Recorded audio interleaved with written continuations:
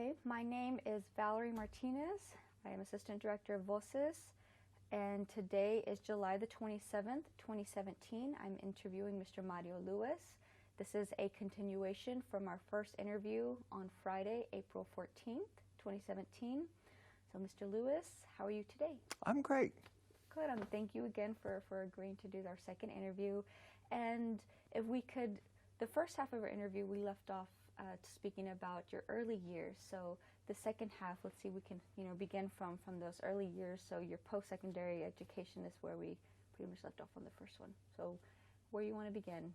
Well, at the close of the last session, we were talking about being in San Francisco and, in a real sense, finding our way to Washington. What's significant about that is, you're right, it's all prologue up to that point. But the San Francisco experience afforded me a number of insights. For example, one of the things that happened while I was there is I had an opportunity to interact with Mario Bledo, who was then leading MALDEF. I had an opportunity to interact considerably with Terry Hatter, who was then the director of the Western Center on Law and Poverty, the leadership of California Rural Legal Assistance, and other individuals. And when I say interact, we were talking about the civil rights issues of the day. You know, what was happening. One of the things that had happened, for example, is that the Congress had created something called the Legal Services Corporation. And in effect, it took a program out of Community Services Administration and set it up on its own, freestanding, and funded by Congress. The first regional director was in San Francisco. His name was Dan Bradley. And I got to interact with Dan. You know that Jimmy Carter was elected in '76. That brought about a significant number of changes across the country. One of those things was that Dan called me one day and he said, I'm leaving San Francisco. And I said to him, why are you leaving? And he says, well, I'm becoming the West Coast director for James Earl Carter. And I said, who's he? One of those incredible insights, right? No knowledge, no information. As it turns out, he won. And I expected that my friend Dan would go off and become part of the administration. I didn't hear from him again, so to speak. One of the people who came into that circle was Graciela Olivares. Graciela became the director of the Community Services Administration, the successor agency to the Office of Economic Opportunity. And I got to meet her in the most unusual way. I got a phone call. She called me and she said, Mario, it's Graciela. And I'm sitting there, I know exactly who it is, but I'm not sure. And so I said, director? And she said, sí. Okay, we're ahead. She said, we have an issue. I'd like for you to go and address it for me if you would. Go meet Cesar at La Paz and talk to him about that school that he wants us to see if we can find funding for. So I went to La Paz, which was then the headquarters of the farm worker organization. I'd met Cesar, as I told you before, back when we had the Gallo March in Modesto. And at La Paz, he described to me what he wanted to do, which I thought was great. Regrettably, we couldn't fund it. What he wanted to do was turn a sanitarium into a school, to teach the mechanization process to farm workers so that they could learn how to operate the equipment, they could learn how to maintain it, repair it. And his knowledge and understanding at that point about the future of farm work was that handpicking in many of the larger produce areas was going to disappear. And so he wanted to ensure that there would be work available for the farm workers. The problem, though, was that he was talking about fixing the facility, if you will, refurbishing it. And Congress is a little skeptical about funding capital projects. The courthouse in Austin, for example, took about 12 years to fund. The courthouse in El Paso took 22 years to fund. So if courthouses take that long, a sanitarium ain't going to get funded, so to speak.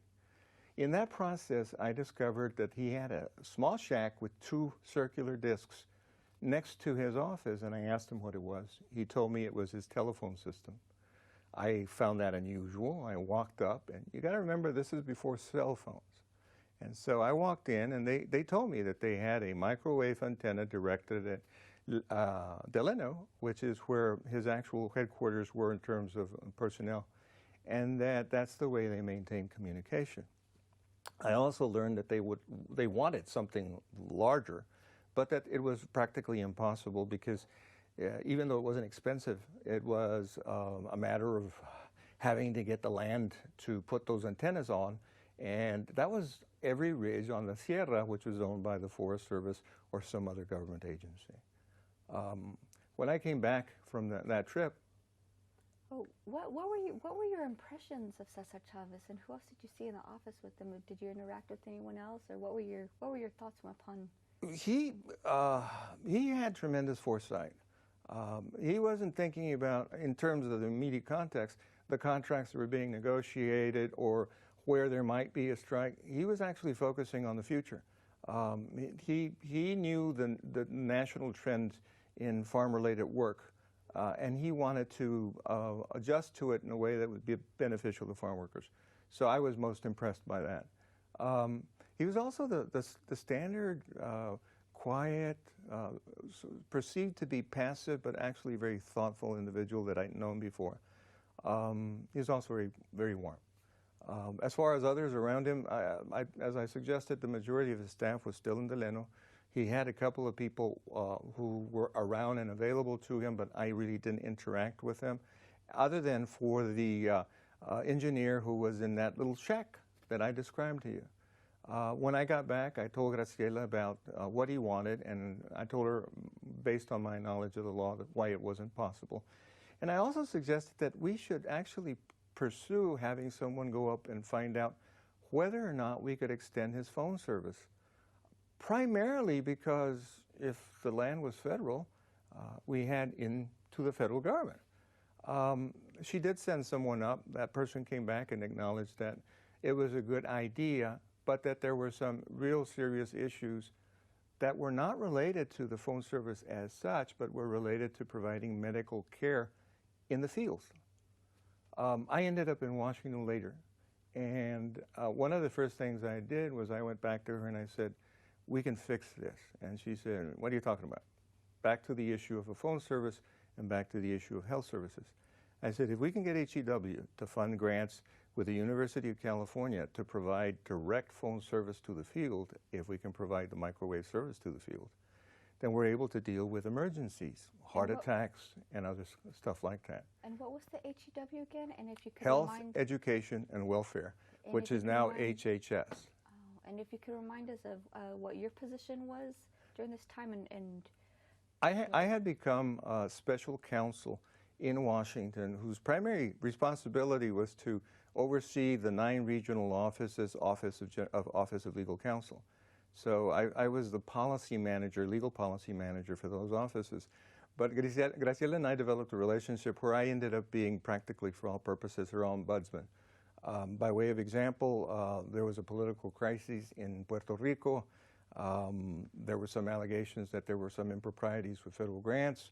And the White House asked Graciela to take responsibility for doing both a compliance evaluation and, a compliance review and an evaluation of quality programming.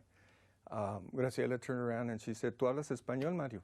You know, it's yours." And I said, "Well, you've got a director for program management, and you have a director for evaluation." And she said they don't want to touch it because they're afraid of political consequences for them. And I said, well, okay. So first issue was I need a bilingual team. And there may be more Spanish speakers in government today, but back then there weren't any. I mean, what year was literally. that? You're talking 1977, 78.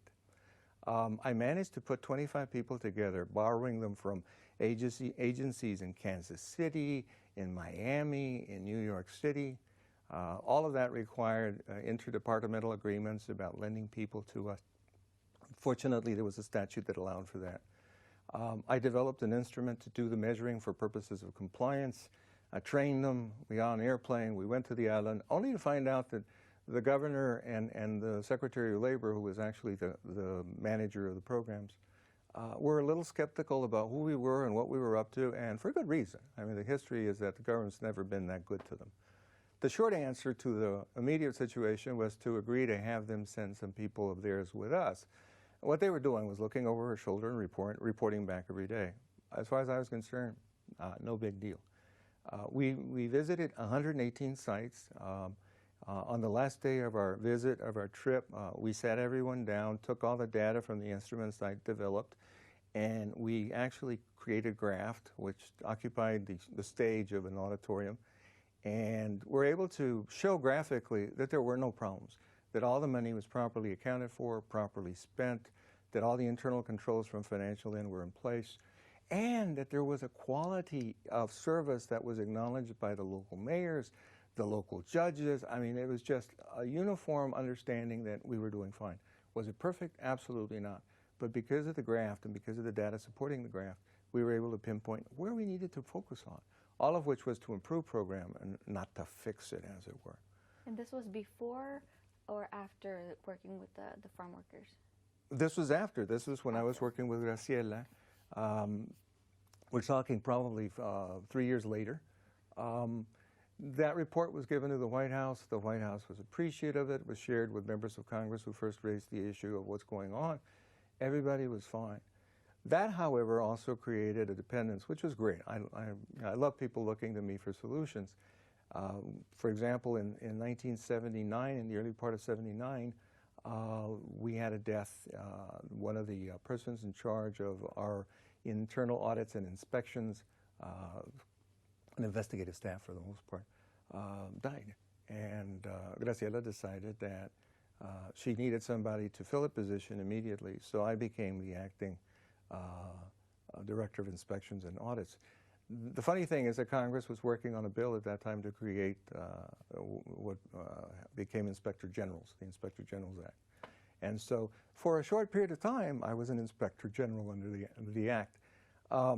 It was those kinds of assignments that I got while managing the legal stuff at the other end, which was fine. I mean, I quite frankly had a great relationship with all the people out in the 9 regional offices. As all this is occurring, and I'm enjoying it immensely, I'm also working on farm worker issues with the White House. The White House has a committee set up of agency individuals on farm worker issues, and I'm assigned to that. I'm also on the poverty end of the energy committee. You may recall that there was an attempt by President Carter to develop an energy program. And we were interested in passive solar and other forms of energy savings for poor people. Very low cost, very efficient. And so in order to assure that there was advocacy for that, the White House agreed to have me serve on that committee. So I was doing other things as well and enjoying it immensely. So the Cesar Chavez, so whatever happened with the phone system? Well, that's very good. What happened is we got the Department of Interior to agree to give us leases on sites. We got the Department of Health and Welfare to give a grant to the University of California, Los Angeles, and the University of California, San Francisco, to connect their emergency services to whoever called from the field system.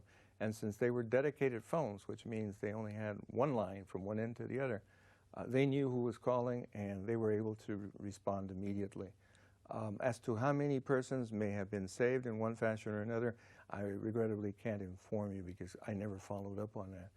But as it turns out, the farm workers were the only union in the country that had its own private phone system. Everybody else got one afterwards in the form of cell phones. You know, that only took another 10 or 15 years. How did they feel about having this phone system that you know? Well, as it turns out, they were very happy with it, not only for the immediate interests that we were seeking to achieve, but as it turns out, it caused them glee. Before, Ma Bell had phone services available all over the valley, but you had to go through an exchange. And local people worked at the places where they would receive the phone calls and manage them. And we've seen humor about that over time when somebody listens in. Well, in effect, that was happening to Cesar and the crew. If Cesar needed somebody to move, say, from Marysville all the way to the Coachella Valley to help with a strike, and a phone call was made, it was clear that somebody would pass that information along so that when they arrived in the fields, there were often instances where Teamsters would have shown up to create issues. Now they couldn't do that. They couldn't communicate or more precisely, they couldn't intercept communications among and between members of the union. Did he say anything personally to you about it? Well, we have an interesting story about that. Real short, promise. First thing is, it really didn't come up as an issue until the Farm Bureau of California filed a complaint with Congress claiming that that was an illegal grant and demanding that the phone system be shut down. The first thing about that is that it showed or proved the case that it was working. The second thing about that is that it gave rise to 60 Minutes investigation. Today, it's no longer necessary, but the phone system continued, okay? It was not taken down. Fundamentally, it was for a lawful purpose, and you know, the fact that you're given a telephone for a purpose doesn't mean you can't use it for another purpose. And even if it meant that, it would have to be in a written grant condition, and there weren't any such grant conditions. Cesar and I are very pleased with the outcome, but he says, "Me trajiste problemas," meaning literally that he had to fight off 60 Minutes and he had to fight off the union, and there had to be some work done on the Hill to prevent anybody from going off crazy, so to speak. As this is going along, my wife is graduating, okay? More precisely, she has one more year to graduate from nursing school at Georgetown. And we start talking having a family. What year is this again? We're talking now 79. We're talking about... so the phone system began in roughly 79. Okay, so that, okay. And how long from start to finish was that happening? I wouldn't really know. I wasn't around for the implementation, but my guess is you're talking 5 or 6 months. And that's more weather related than anything else, because when you put a microwave tower on top of a mountain, it has to be snow-free or at least accessible. And so I'm going to tell you that probably took place sometime in August or September of that year, but that's a guess, complete guess on my part. We also got some people to fly the materials up in helicopters, because you know you had to get cement and stuff like that. But now I'm getting into details that I actually wasn't involved in, so I'm not going to worry about that. But the significance of my wife getting ready to graduate is we wanted to come home. We wanted to come back to Paso. And so I told the folks, you know, sometime in early 1980, we're leaving. And you told who? I told Graciela, I told the general counsel, who was my immediate superior, Frank Jones, and everybody was saying, well, there's a second term coming, and you need to plan. There's opportunities, and you have a bright future. And all I said was, no, home. You know. Did you ever have any opportunity to meet Jimmy Carter, or to go see, some galas or something? I was in a group of people on the lawn at a time of one ceremony. There was another ceremony, and this is a regret. There was another ceremony that I was invited to go to, but I chose to take some phone calls and didn't make it. And that was when Deng Xiaoping was at the White House. This is the premier of China who came to Washington. And that was probably one of the most important visits in the time period that I was in Washington, and I missed it, totally blew it. But I'll leave that there and go on to telling you that right before the summer, or actually right before the end of summer, approximately June or July, I was in my office. I've already told people I'm leaving within about a year.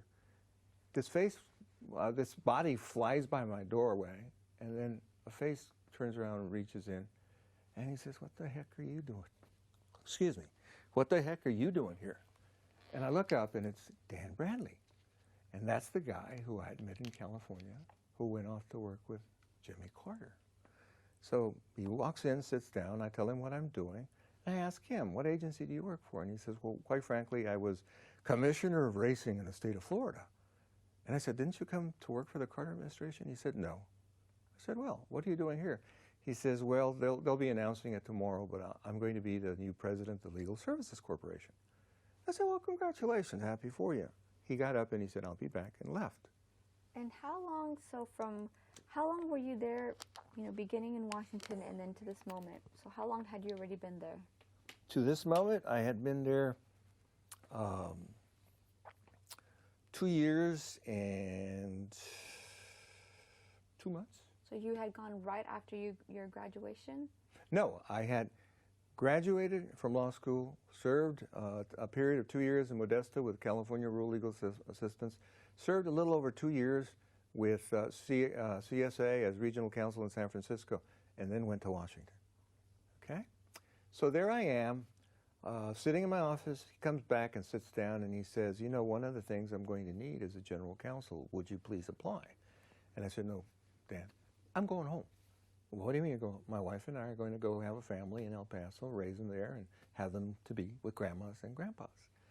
And he said, well, I just talked to Frank, and he thinks it's a great idea. You know, he would come back in here and talk you into it. I said, no, you're not going to talk me into it. He left. A lot of other things happened during that period of time. I mean, things were always going on.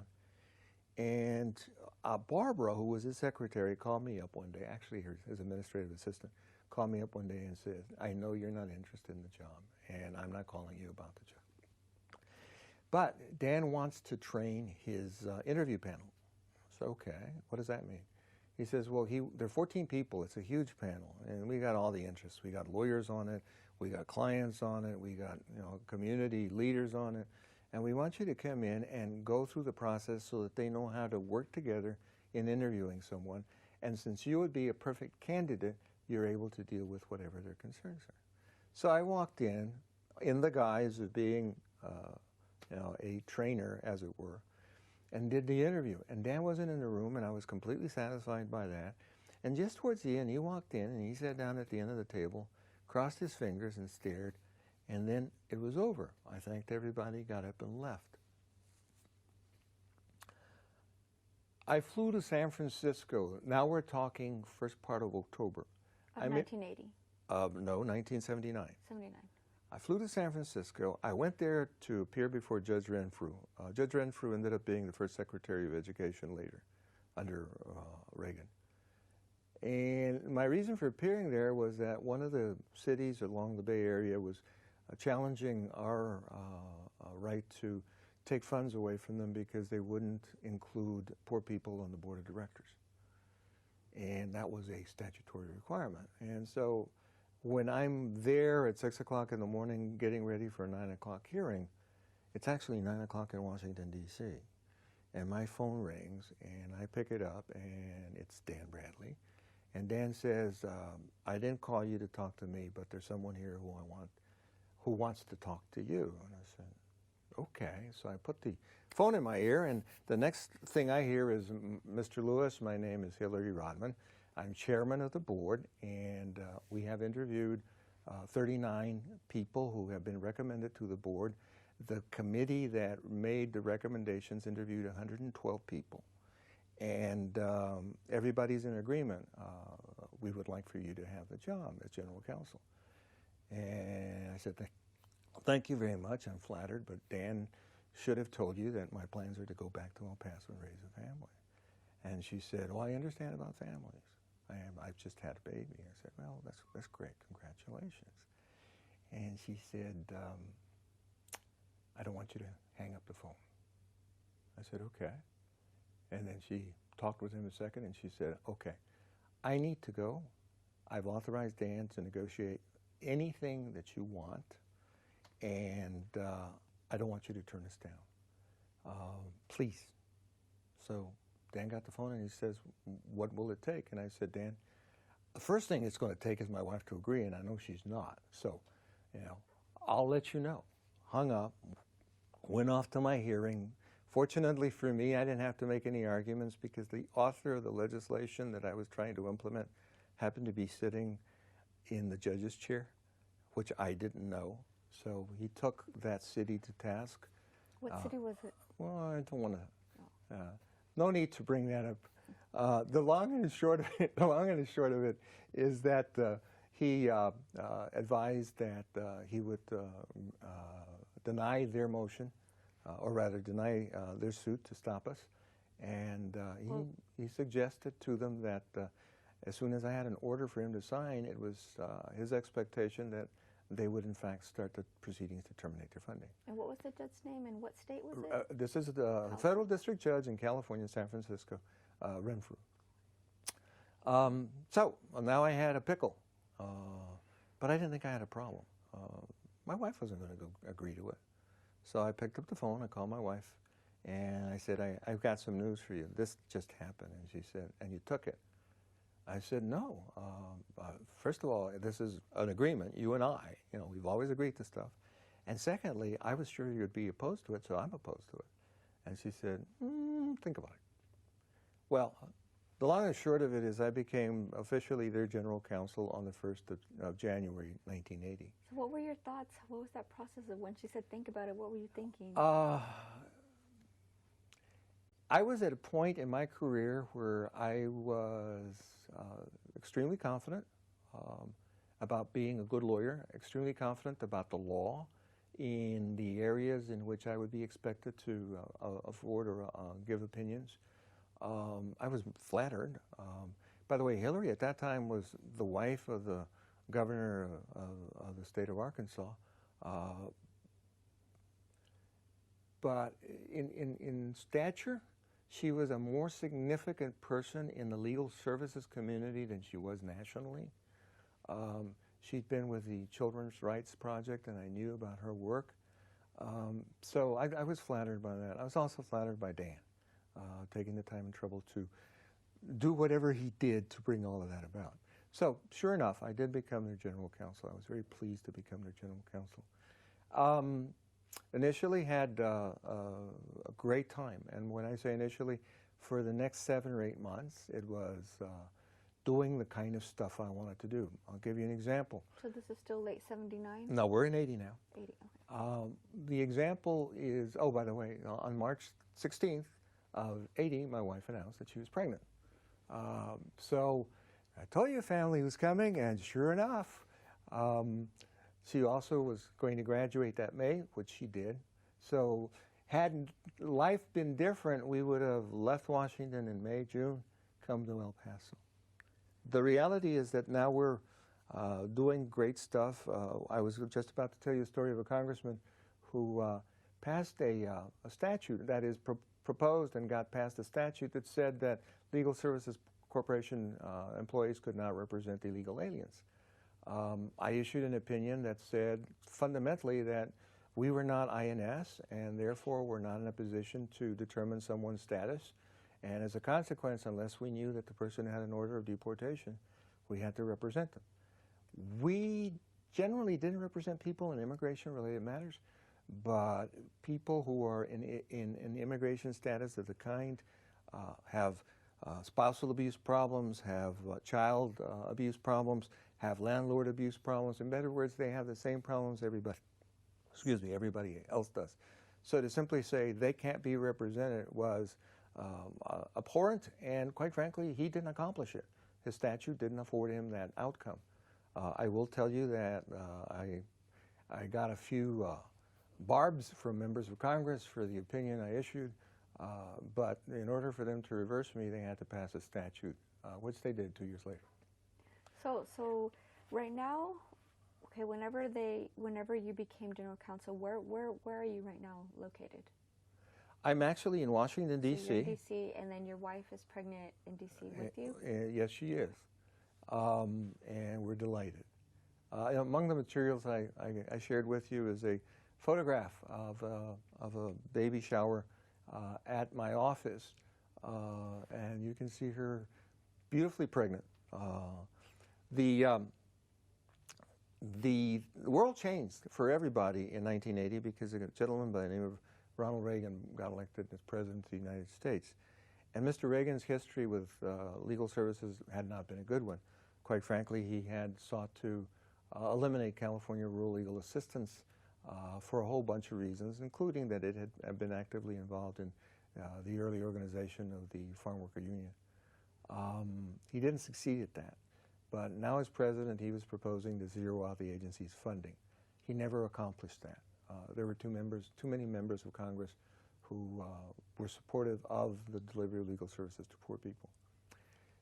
What drove this, I mean, how you were talking about the statute that was not passed, so what drove your opinions and your ideology behind this of with the immigrant community? It's very simple.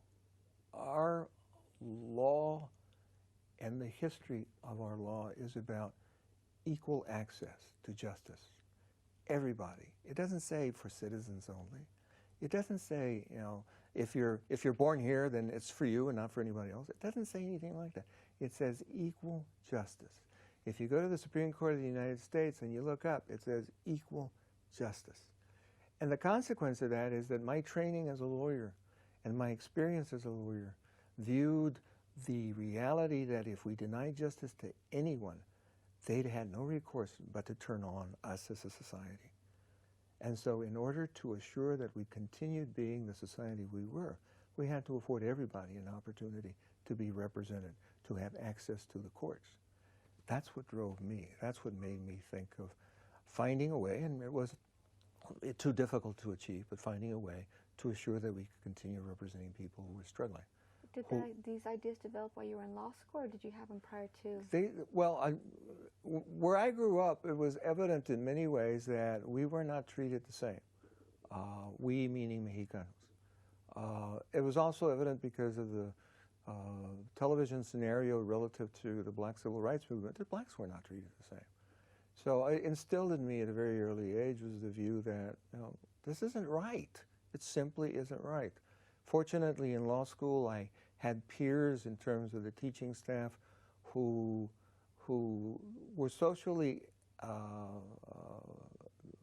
committed and devoted to assuring equal access.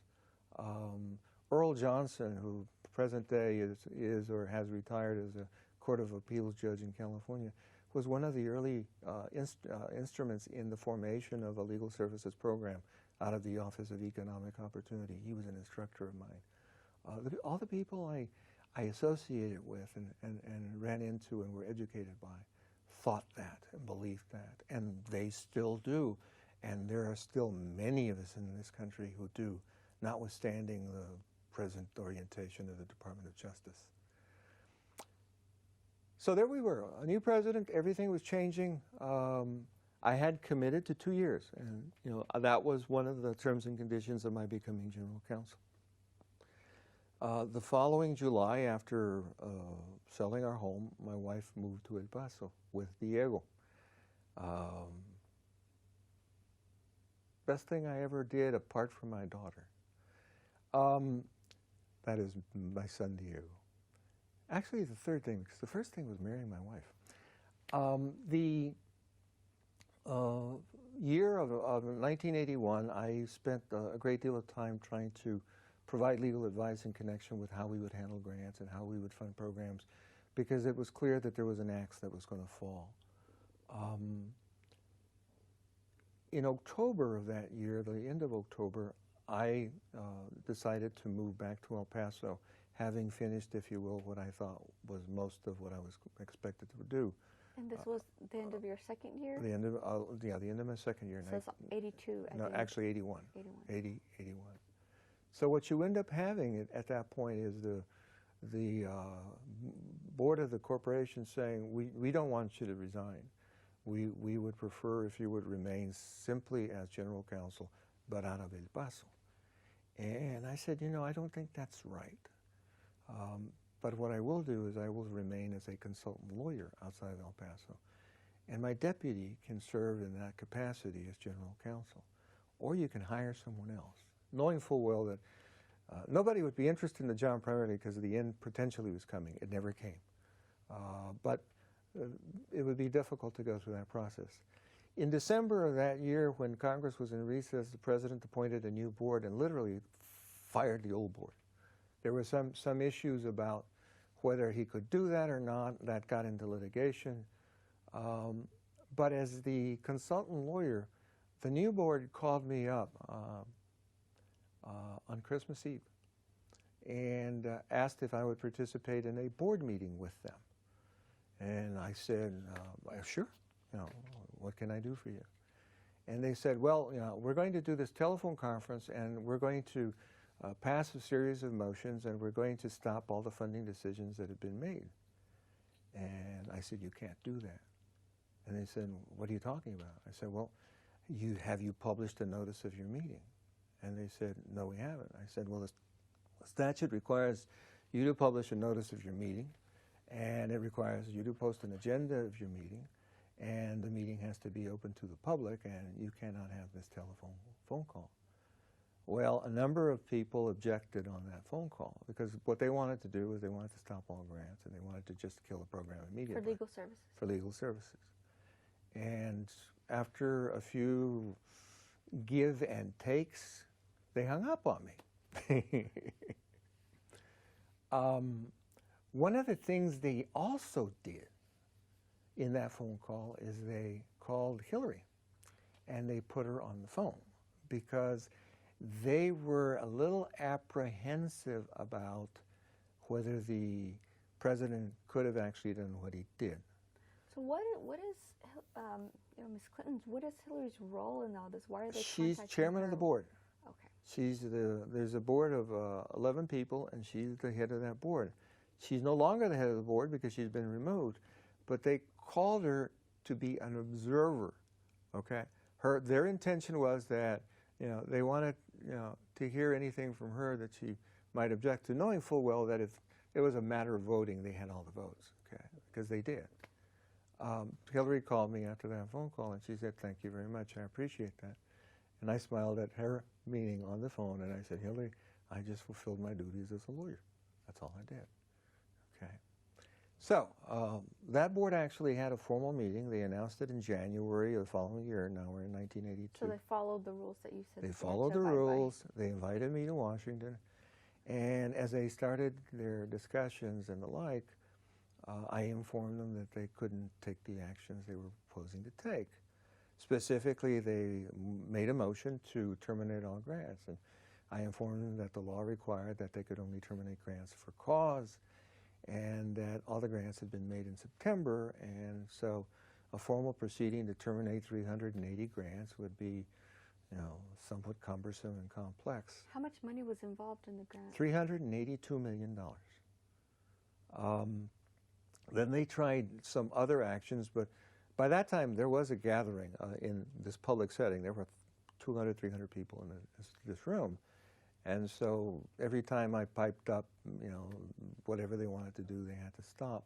So what happened as a practical matter is they just stopped the meeting, and they all went away. But they didn't fire me. So I had to quit. I actually sent them formal notice of my intentions to quit on the 1st of March because I wanted them to rely on the legal services Office of General Counsel staff, whom they hadn't fired or replaced yet. The saga for me continued because now as a private practitioner, legal services programs across the country were asking me to represent them. And at the time, there was no prohibition against my fulfilling, counsel roles, having left that agency. All that's changed since. There are now limits. You can't go back and represent anybody. There are ethical rules that prevent you from representing one party and then changing to represent the other party, but that was not a problem here because all the actions that I was asked to represent them on were actions by them and not by the predecessor board. By way of example, they wanted to take the money away from the Navajo Nation program.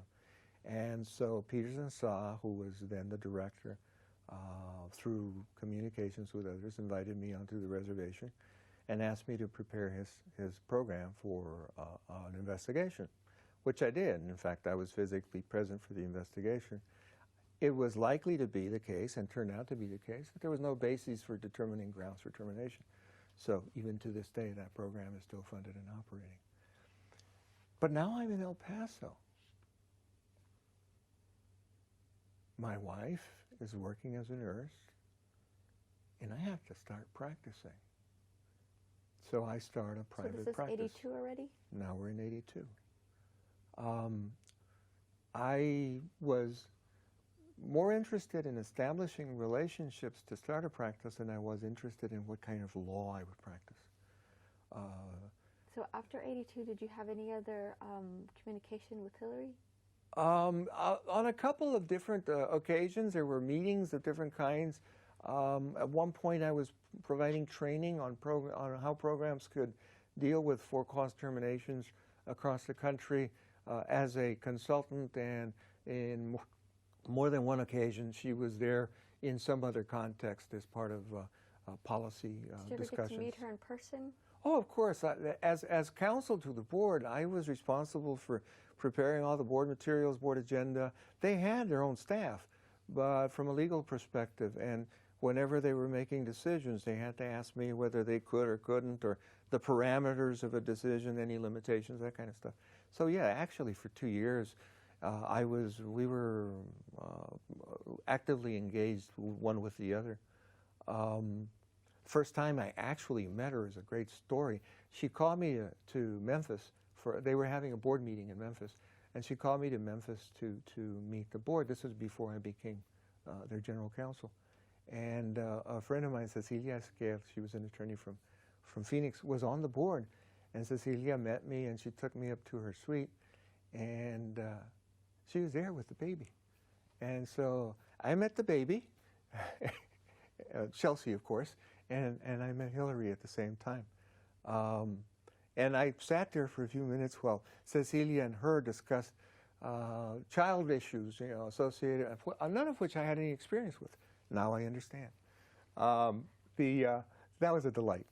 But coming back to arriving in El Paso, I knew a lot of people in El Paso who had, if you will, leadership roles in the community, primarily because when I was in college, I was actively looking and being involved with. And I think I told you I was with LULAC back when I was in college, and I had been vice president of one of the men's groups, because it used to be segregated men's councils, women's councils. It's a funny thing to call it segregated, but fundamentally it was. The long and the short of it is I, in that context, met a lot of the community business leaders and the like. So when I returned to El Paso, I started knocking on doors and running into people. So during the time when you were in Washington, did you stay active with LULAC? No, I arrived in Los Angeles when I went to law school on the 27th day of August. And remind us again, the law school you went to? USC, University of Southern California. And on the 29th, I was marching with a moratorium against the war in Los Angeles. I was, at that point, against the war. And this was in 70? No, this is I'm sorry, 1970. You're absolutely right. And there were 35,000 of us out in the street. And I was witness to not only that fervor and commitment, I was witness to the end of the day when the Metro Squad of the Sheriff's Department of Los Angeles came in and started a riot. And they started a riot. They started beating heads and clubbing people. That woke me up. I believed firmly that LULAC's policy of promoting education was the real answer to fixing what was wrong in our society up until that point. I don't disbelieve that now. I do believe education is critical. But I also believe that actual action is critical. And I believe that as a result of witnessing that. Because that was your first semester there? Or that was 5 days before school started. Yeah, that was my introduction. How did you hear about the Chicano moratorium? Well, the students I was associating with were part of what was then La Raza Law Student Association.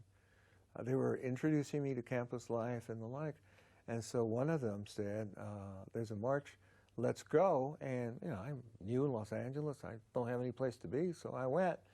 And, there's cadre of brown berets, and, there's a whole bunch of stuff going on. What were you thinking when seeing everything going on? Well, I was impressed with the notion that they were organized, that there was such a large group. Quite frankly, I knew very little about the moratorium. I might have read an article or two, but knew nothing about it, knew nothing about the nature of the relationship it had with the Sheriff's Department. This is East Los Angeles. It's not part of the city of Los Angeles, and therefore the Sheriff's Department is the main police department. The long and the short of it is, it just blew me away, absolutely blew me away. I came to realize. Oh, 22.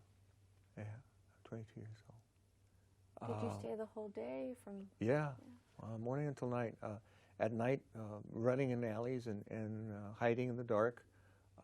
There was no discrimination. If you were Mexicano and the cop had his gear on, he was going to beat you to death. Never mind what you were doing, never mind where you were.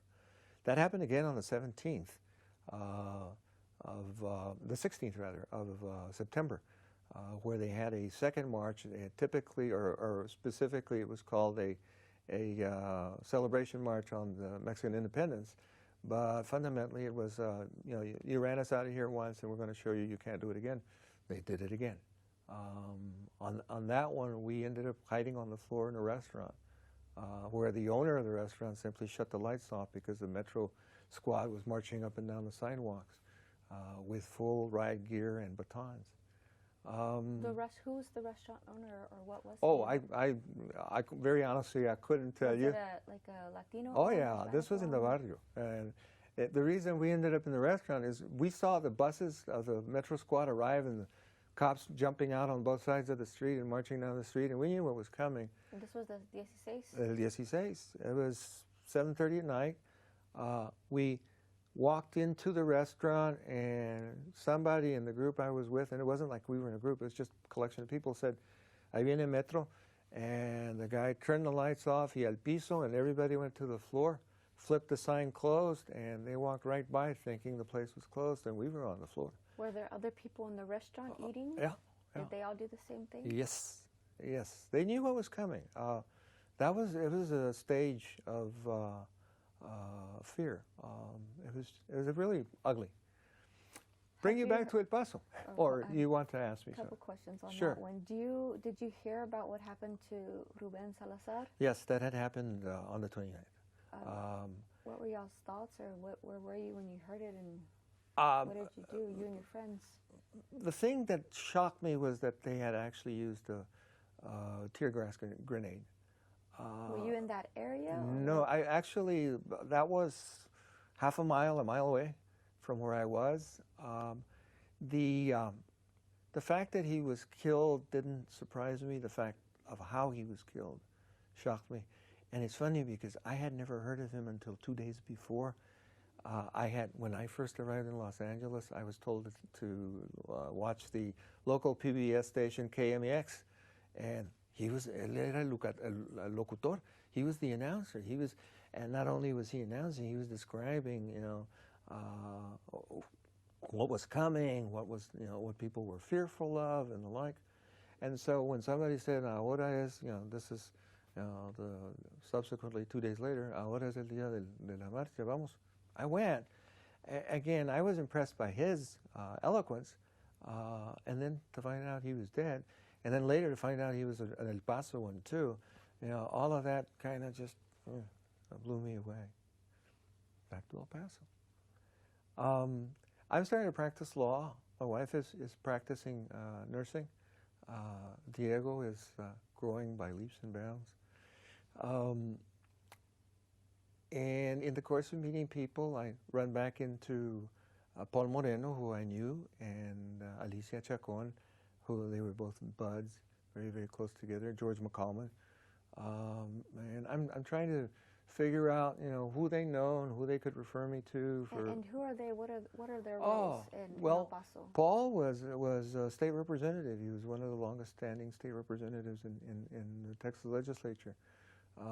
George McCallman was a workman's comp attorney who had the greatest respect of organized labor in the city of El Paso. And Alicia was a pioneer in civil rights. In the 70s, when I had been away, she had run for the Isleta School Board.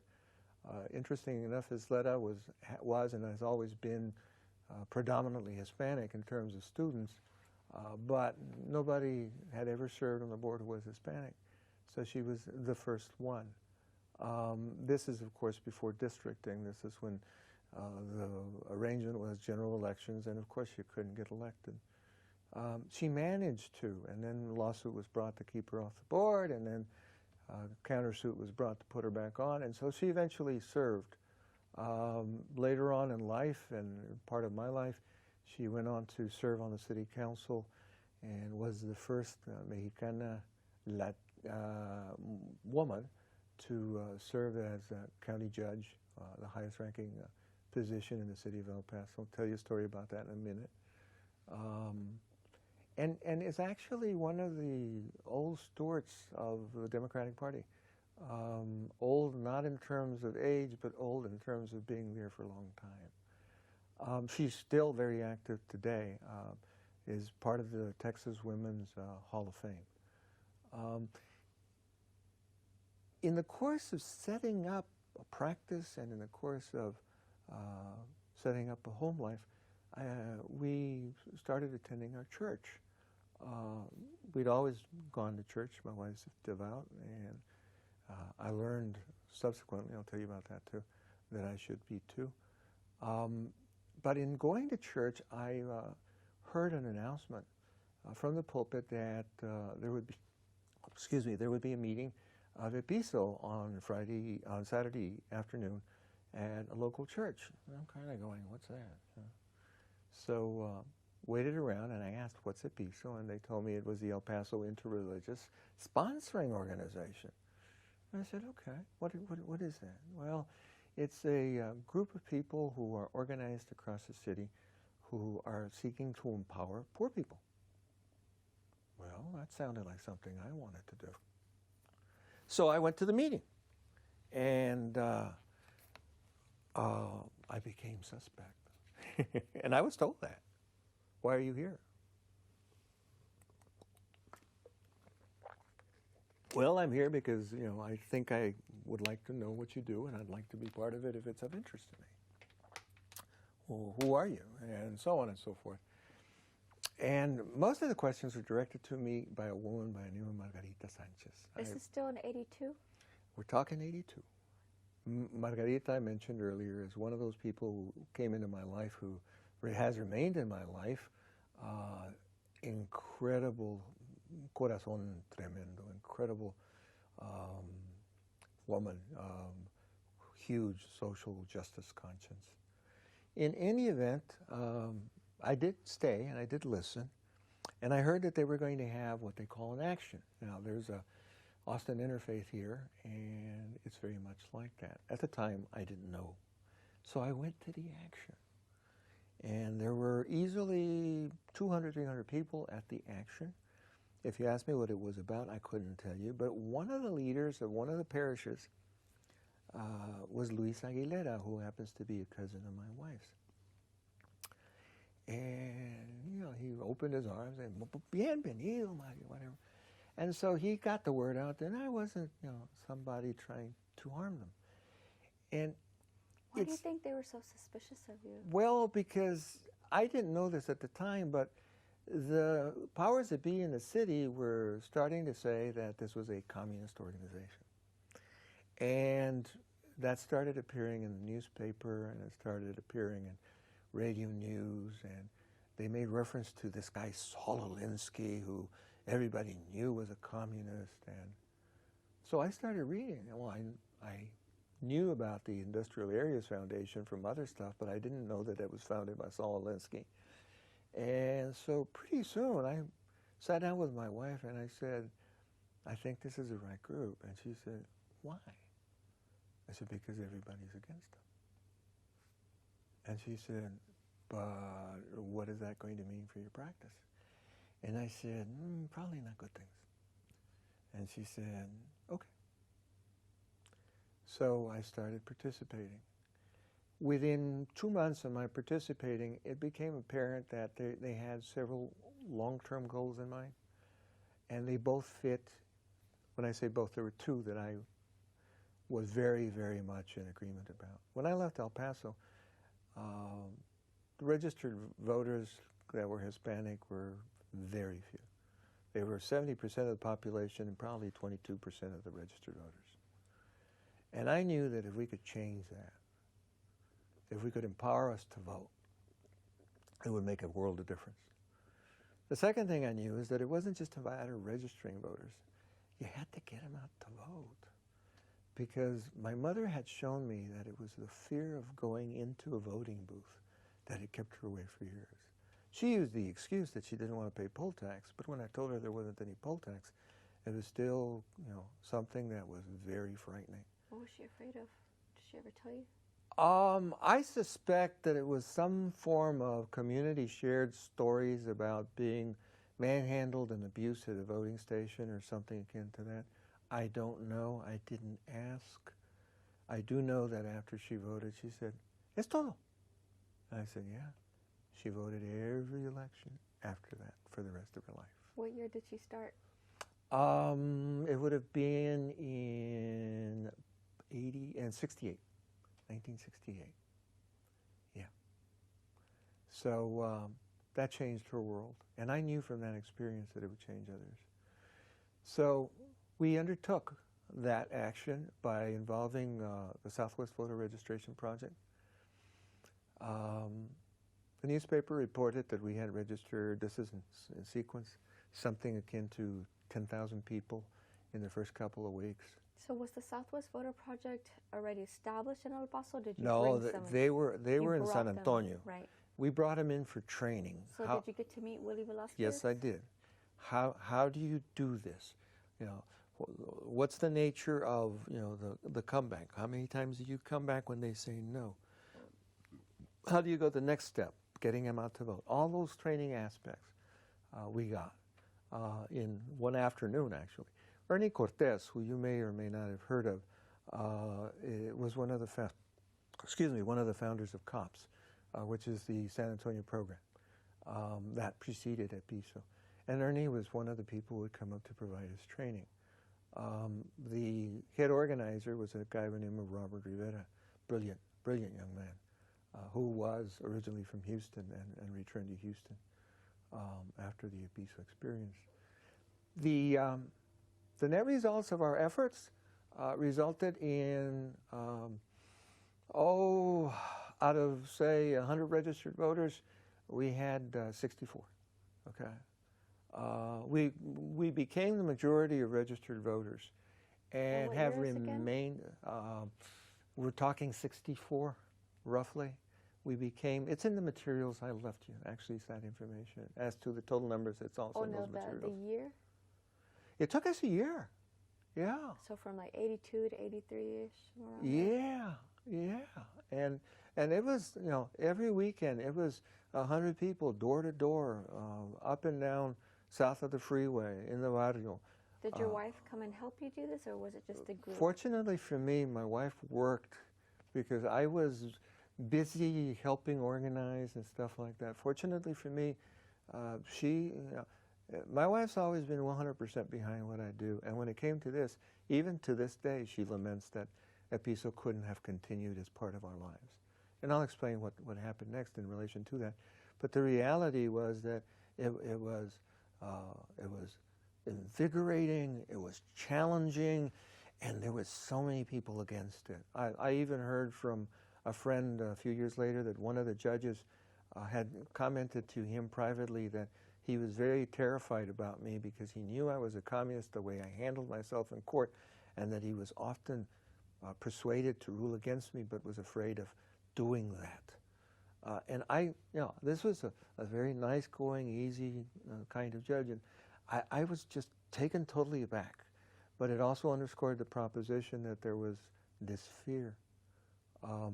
And it was a fear instilled by the media and by elected officials. We went to talk to the city council about rates. El Paso paid the highest utility rates in the country, mostly to pay a portion of what was the Palo Verde nuclear power plant in Arizona, which was not of any benefit to El Paso. But the State Regulatory Commission allowed them to make that money to meet their debt. And the city council agreed and kept supporting them in doing that. And there were a lot of political contributions made to a lot of those city councilmen. And I had some of them stand up and say, give us your list of members. We want to know who they are. And I had some of them say, admit that you're communists. And it was really like just... coming to your meetings? Or no, our going to their meetings to ask them to take action or not take action on certain things, specifically the utility issue. The utility company would come up and say, you know, we need a rate increase of 1.6. And the poorest people in the country were paying for their utilities, okay, to these guys. Okay. So we knew at that point that we needed to do something to change the narrative, okay? And fortunately for us, because of the Industrial Areas Foundation contacts in Texas, we got a meeting with Bill Hobby, who was then Lieutenant Governor. And out of that meeting, we got him to agree to come to a community meeting in El Paso. We had 1,000 people at the community meeting. And what we asked him, which he knew beforehand, was if he would help us in 2 ways. One of those ways was to recommend to the governor the appointment of a woman to the Public Utilities Commission. And the other one was to get the governor to agree to come back to El Paso to listen to our concerns about water to the colonias. I'll explain the first one. Remember I told you we fought the City Council on utilities? Well, the person who was their designated utilities advisor, Peggy Rawson, did not agree with what the council was doing and kept telling them that they were wrong and that we were right. And so we knew that if she were sympathetic to us there, she would be sympathetic to us here. We also knew that Mark White, who was then the governor, had said, I want a housewife to serve on the Public Utility Commission. Peggy fit the bill. Peggy was appointed by the governor subsequently. And what year was this? I'm going to guess at 65. In 1965? I'm sorry, 1985. 85. The other thing we asked for, again, was for him to come and help us with water. Now, I got to tell you a couple of things real quick. One of them is that water is controlled outside the city by something called the Public Service Board, which is an independent government agency created by the City Council, whose ex officio member is the mayor, and whose members are appointed by recommendation of the mayor. At the time, the largest lots of undeveloped land in the city of El Paso were owned by the mayor of El Paso or by his friends, where he served as trustee. And so he didn't want any water leaving so that he could actually sell land. At the same time, he was working with others to legislatively prevent the sale of land outside the city for persons who wanted to occupy 1.5 acres or less without water. So in effect, preventing people from buying land. We tried to get them to understand that there were 20,000 households in what is present-day Socorro, which is outside the city, and they had no water and they had no sewer. And they said, tough. I happen to live in Socorro, and I happen to have city water, okay?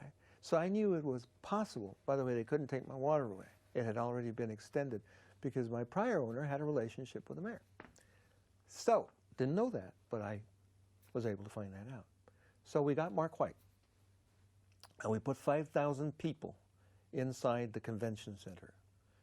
And Mark White announced that he would come back to El Paso and personally assist in digging the trenches to put in the water lines. The El Paso Times never called us communists again. The El Paso Times acknowledged that we were the most important political group operating in the city at the time. The mayor requested the right to sit on the stage with the governor. And initially we declined, and then ultimately agreed to invite him if he would sit with other public officials at the end of the stage. He said, no, I want to sit with the governor. And we said, no. It changed the paradigm. It took us 2 more years, well, by 65, to accomplish what we wanted to do. The first thing we had a problem with is we didn't have anybody to receive water. We had households, but we had no political subdivision. So with the help of our local state senator, I came down to Austin, and we created the Lower Valley Water Authority. So this was from 85 to 87? Actually 85, 84, 85, 86. Because we were also thinking ahead, what happens if? We created the Lower Valley Water Authority and then negotiated. We also, by the way, created, we got the legislature to give us 2 sections of land in which we could drill for water that we knew there was water in, which was in the same balsam, the same aquifer that the city drilled its water from. They didn't want anybody putting in straws. So ultimately they negotiated and they agreed, and today there is water in those 20,000 homes. Okay. And this is all working with your interfaith group, the Paso. That's what brought it about, okay? That's exactly what brought it about. We now had a new political group operating in the city, meaning the public, those who lived in the city were now actually making decisions as to who would represent them. And things changed. School boards started to change their appearances. You know, El Paso is a Hispanic town, somos mexicanos, 70+% over time. And now, and all the public schools are. And now we had chairmen of the board and boards of trustees, and now we had city council people left and right. One other thing happened, and I'll make a brief reference to it, and that was there was a big corruption scandal concerning many of these individuals back in the early 20s.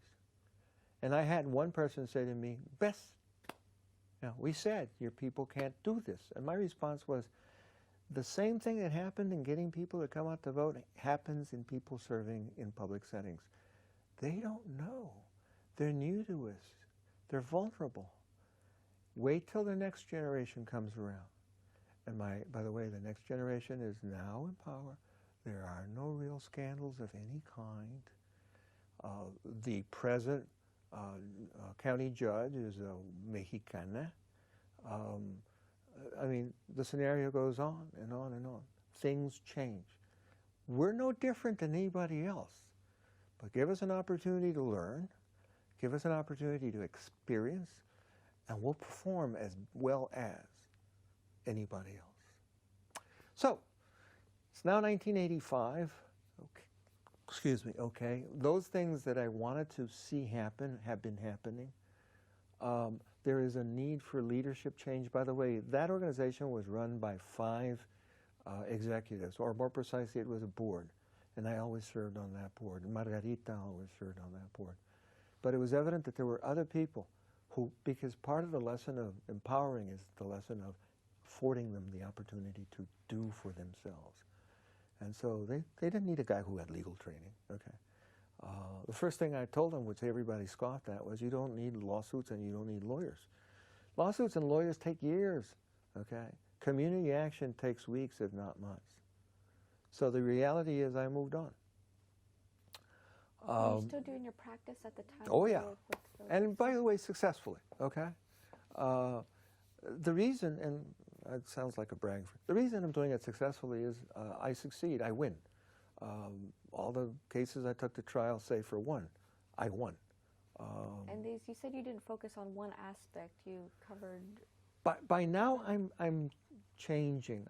Up until now, this is 85, 86, up until now, I was literally starting to take anything that came through the door, okay? Except for criminal cases. And the reason for that is relatively simple. I did criminal work many years before. I was very successful at it, but I thought it was a bad thing for society. Because it wasn't that the right outcomes were coming about.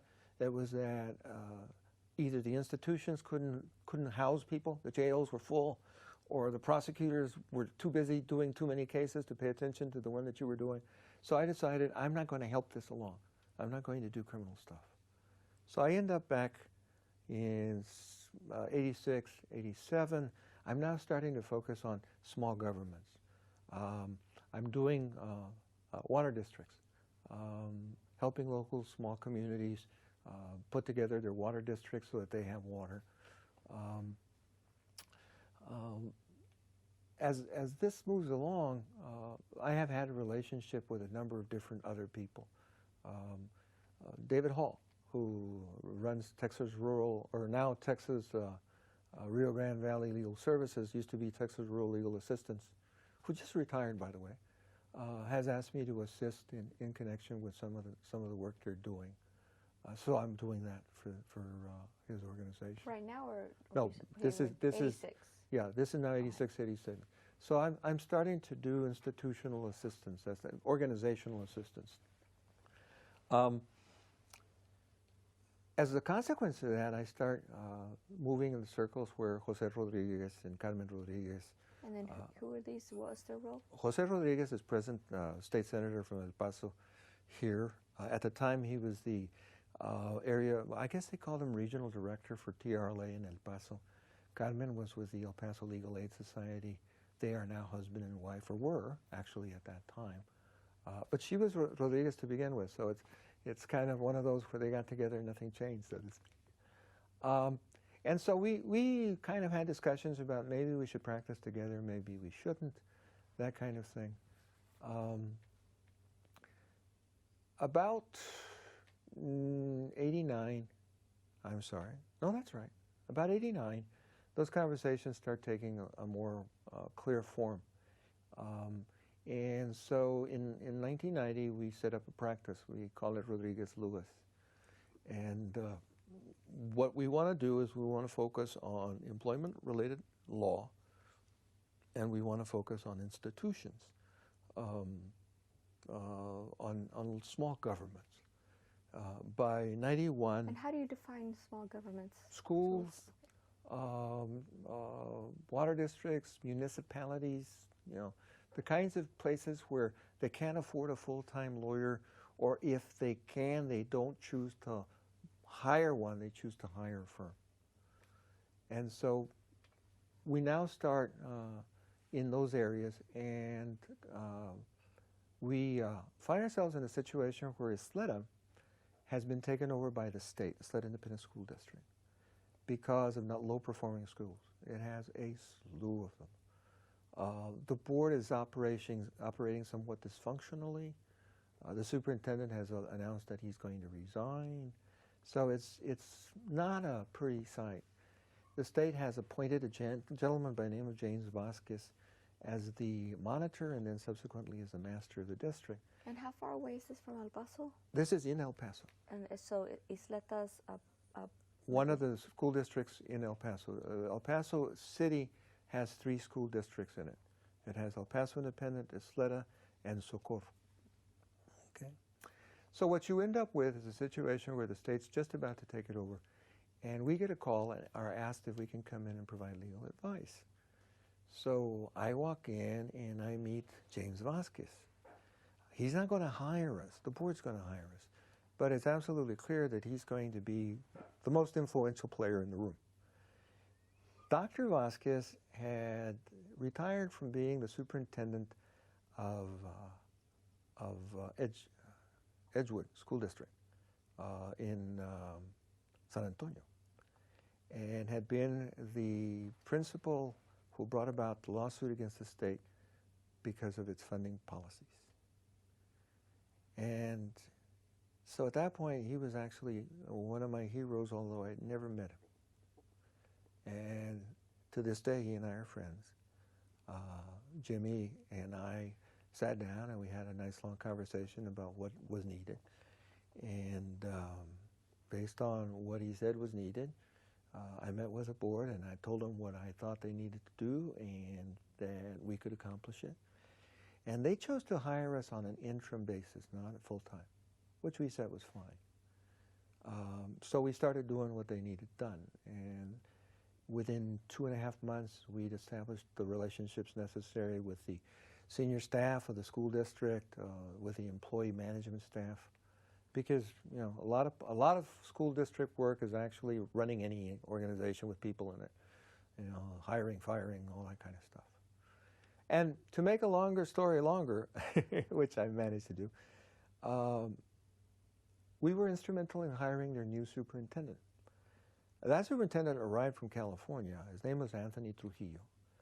And Anthony was a firm believer of the proposition that there was no kid you couldn't teach. And he was also a firm believer that if you couldn't teach the kid, there was something wrong with you. And one of the things he said was, we're going to take the school district from low performing to the highest performing school district. And what I want from you are not no answers. I want answers that resolve my problem when you want to say no. In other words, be creative. So I said, we can do that. That's not an issue. So for now, Isleta's trying to fight the state from taking it over? Is that what? It has approximately 1 year of time before the state will formally close it down, fire the school board, and probably parcel out the schools to other districts. And this was 89, you said? This is 1990. 90. 91. Just to show you some of the creative stuff we did is we called all the principals of the elementary schools, which is where most of the low performance was, and we told them that they had to reapply for their jobs and that none of them were going to return to their own campuses. And they went crazy. They went. This is a school district of 55,000 kids, okay? But that's what we did. We moved them around. And what was your impression of the teachers? How was their training and what was? They had fallen, in a real sense, many of them had fallen into that frame of mind that nobody cares, so why should I care? And the nobody cares came from a long-standing absence of leadership, a long-standing inability to get the board to pay attention to their needs, so to speak. So there were real serious institutional problems. We used the same approach with principals a year later, with high school principals a year later. We closed one school completely in the sense that we required all the teachers in that school to reapply for placement in the district, but not in that school. We were sued by the union. We prevailed. That was easy. It wasn't difficult. They had their state attorneys in there shouting, you can't do this and whatever. But the bottom line is the judge agreed with me. Interestingly enough, the judge, who I made reference to earlier, who said he was afraid that I was a communist, ruled favorably for us in that way. So the situation turned to this. 3 years later, the first recognized of the 6 largest school districts in the state was Isleta, and remained so for the next 3 years. So from 90 to 93? Yes. Actually from 91, 92, and 93. In 93 was when it was fully recognized as the best performing school district in the state. So was the reorganization of the districts or of the faculty, that was y'all said your team of lawyers who was then advising the board to make these changes? Well, the decisions are administrative, so that was the new superintendent. So this was his decisions based off of the advice that y'all provided? He said, I want to do this, and our advice was, you can't. Oh, because he went to you asking, I want to do this. Is this legal to do? Historically, okay. He always said to me, estoy pensando de esto, Mario. Okay, I want to do this. I want to do it. And he was innovative. I mean, we were miles ahead on stuff. We did great stuff. And by the way, that's documented. Anybody who wants to research it can find it easily. Again, he was Anthony Trujillo, and the school district was Isleta. And I was privileged because this was about Chicanitos. This was about, young kids who were destined to drop out, were not likely to have any kinds of lives of quality, who were now, reading at an earlier age. We started creating special schools. We created the Alicia Chacon International Languages Elementary School. Tony was the one who said, I want to do this. I take a lot of personal ownership about the stuff we did because I was, quite frankly, always in the room and always advising. He understood his role very well, not only to be the visionary, but to bring the board along. Fortunately, the board chairman during that tenure was Fred Sanchez, who happened to be the husband of Margarita Sanchez, the woman who I told you had the heart of gold. He came on the board kicking and screaming in the sense that he didn't think he wanted to have a public role. He's had a public role since. It's kind of like you give them an opportunity to learn, and they learn. And he was very forceful and very supportive. Just great stuff. One of the other things that we did is we refinanced debt in such a way that we were able not to increase taxes across the board, but to bring all the old schools, which means the Hispanic schools south of the freeway, up. Most of them didn't have libraries. They now had libraries. Most of them didn't have eating facilities. They now had eating facilities. The school district had grown in such a way that it actually had crossed the freeway, and the wealthier people in the city had moved north of the freeway.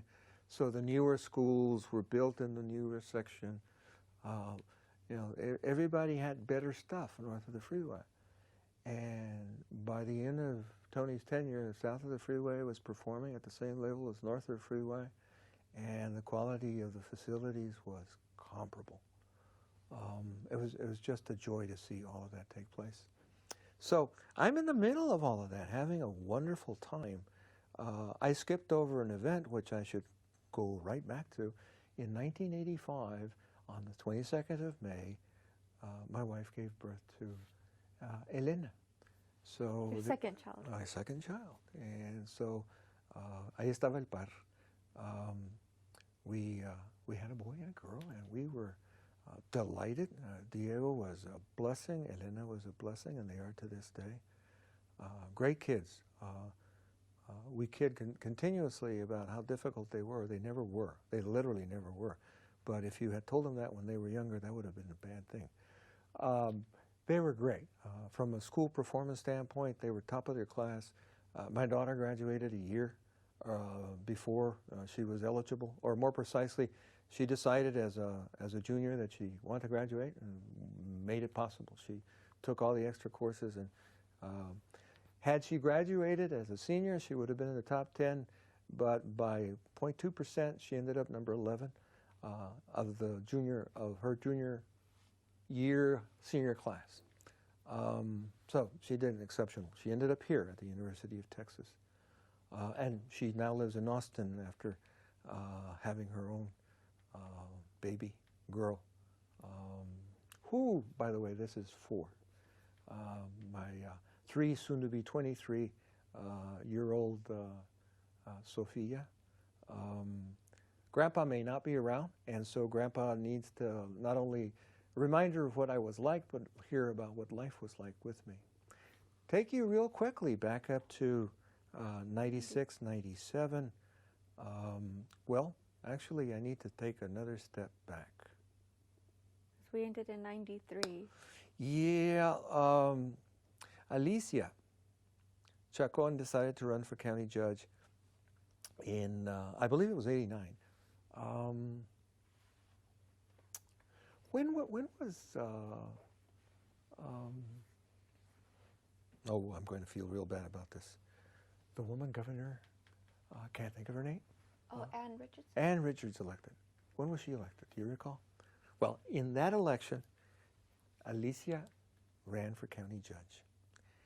And because I had monitored school board elections, I knew how the votes were received, how they were tabulated, the equipment that was used to determine votes cast. And so I volunteered for a number of things, but one of those things was to go sit at the courthouse and watch the vote tally. And she's from 91 to 95. Okay, so the election would have been in 90. So I'm at the courthouse, and the election takes place, and they do a run before they certify the election, and when they do the run, she wins. So I pick up my cell phone. Cell phones have now come into existence. They're this big, but they have come into existence. And I call her, and I tell her, "Ganaste," and I'm not going to wait for the certification. I'm going to go off to the celebration. And she says, "Vente."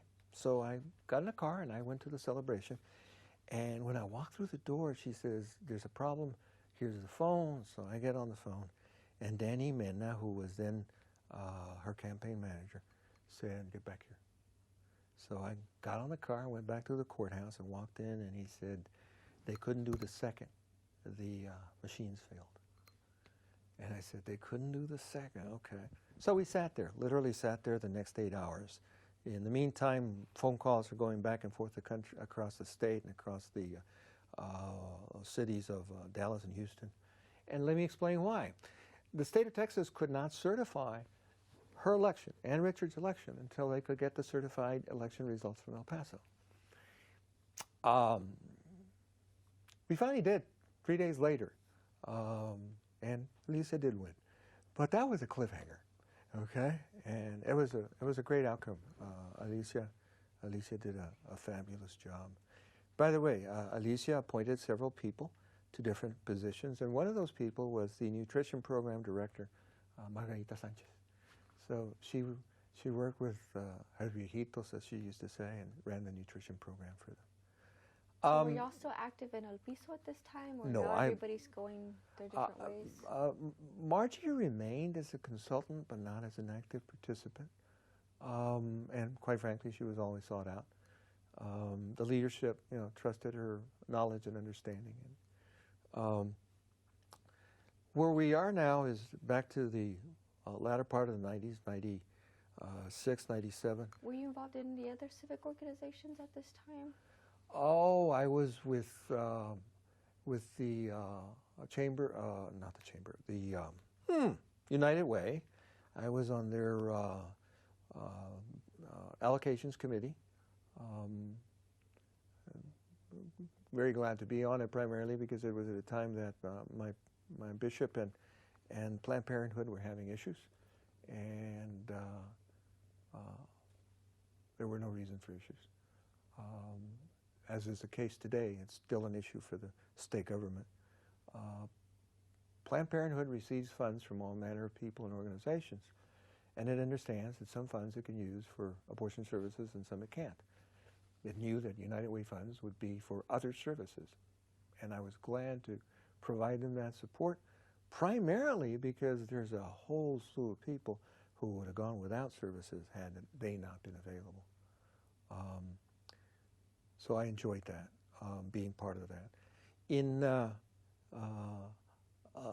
say, the late 80s, I was recruited to help organize a Lions Club chapter, and found myself being vice president, and then I think later on president.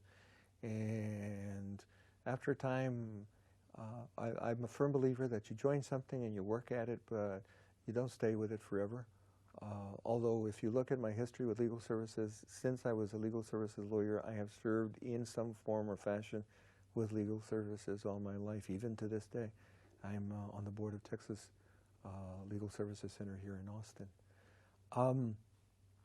I was also with something called Acción, which was a micro-lending organization, lending people who wanted to operate their own businesses, small sums of capital, $500, $1,000.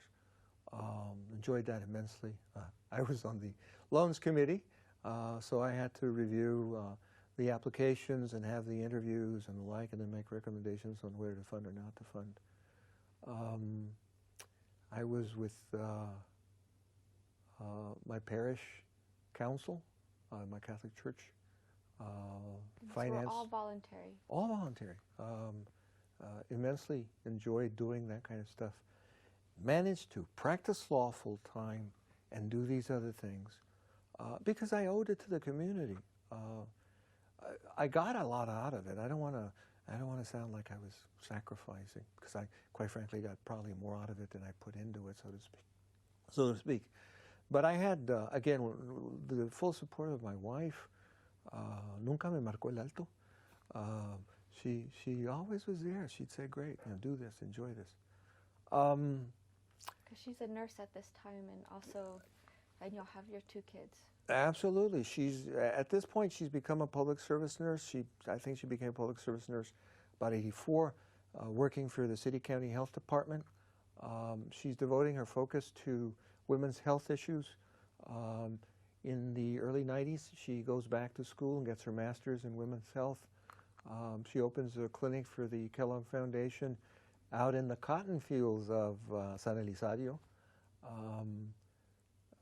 Stuff like that. Later on in life, in Tacoma, Tacoma, Maryland, she opens up a family nursing center for Mary Center, which is a nonprofit in D.C. devoted to the Hispanic community. Large segment of Colombianos and Salvadoreños, and she's the one who finds the doctors and creates the relationships between other medical providers, hospitals and the like, and puts in a full day providing nursing services. So yes, she was very active in her career.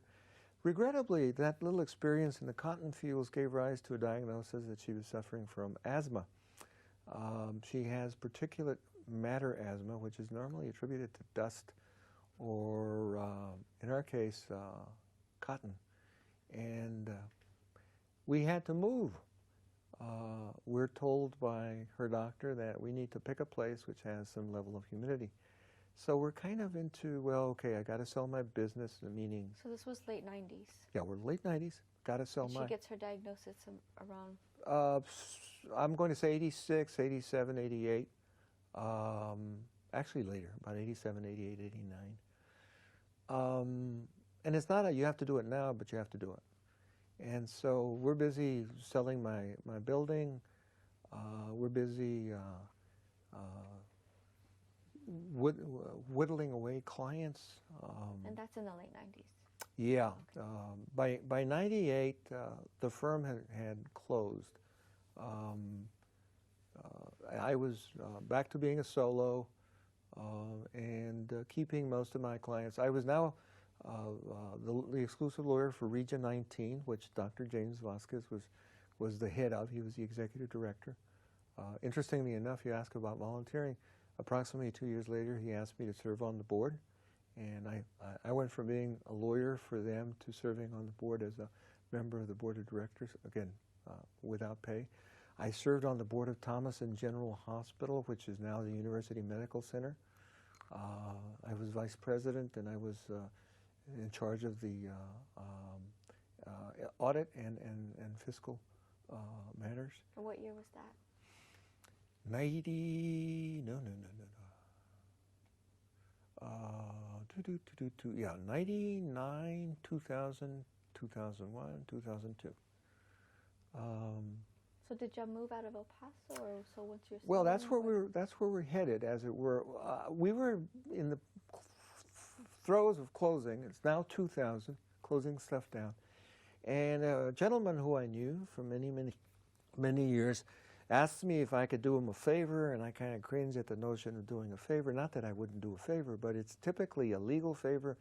And, you know, a little thing in the minds of some, especially clients, is potentially a very big thing. Okay? They just don't understand that all that goes into it. So after some discussion, I agreed to give him 2 weeks of my time in the afternoons, not to exceed 3 hours a day. And again, it's a favor. And when he tells me what I have to do practically, I tell him I can't do that favor.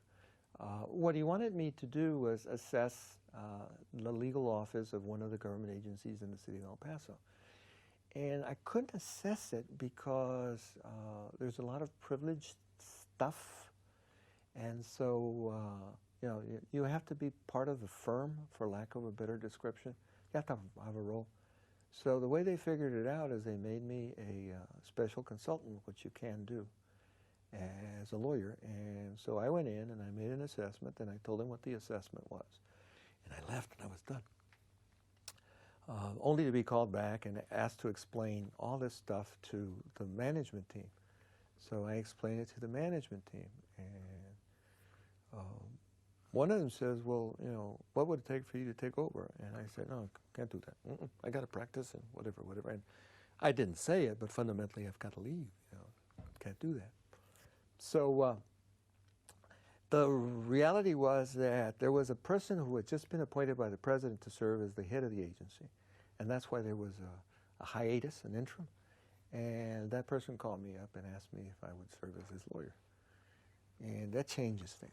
You know, it's not those people inside wanting you, it's now the head of the agency. So I became the general counsel of the International Boundary and Water Commission, which is headquartered in El Paso. And the gentleman arrived at the same time I did, literally walked through the door the same day. Carlos Ramirez was his name, and he had been a mayor of the city of El Paso. We had nothing politically in common, but over time we worked out a really great relationship. And what it turned on in terms of his making me the offer was that I had done water law before, and he needed somebody to bring him up to speed on water law. And this was international water law, but the governing principles have to do with American water law because it's about our rights along the river and the rights of individuals who own land along the river. Yeah, that was my next question. So what international water boundaries? So what was the problem here? Well, there is a treaty between the United States and Mexico, and that treaty governs the Rio Grande and the Colorado on the U.S.-Mexican border, and about 5 or 6 other small rivers that cross the United States. For example, the Tijuana River crosses into the United States. Okay, a lot of people don't know this, but flow is based on height. So Tijuana is higher than San Isidro, so their water has a tendency of coming in. That necessarily gives rise to issues of sewage and sanitation, and so that's another part of the treaty. There are flows of questionable quality, and so there are also the rights of individuals who are in the U.S. side along the river who can make claims on allocations of water, and so that required some negotiations with the state water master. So there were issues like that that were. And they hired you on to represent what? The United States section of the commission. There are 2 sections. And he was the commissioner of the United States section, which is a description, a term of description of the highest ranking individual. Okay, so I did that, but that put a pause in our life. We had now sold our house. We had now sold my business building. Our kids were gone. While you were representing. As this came on.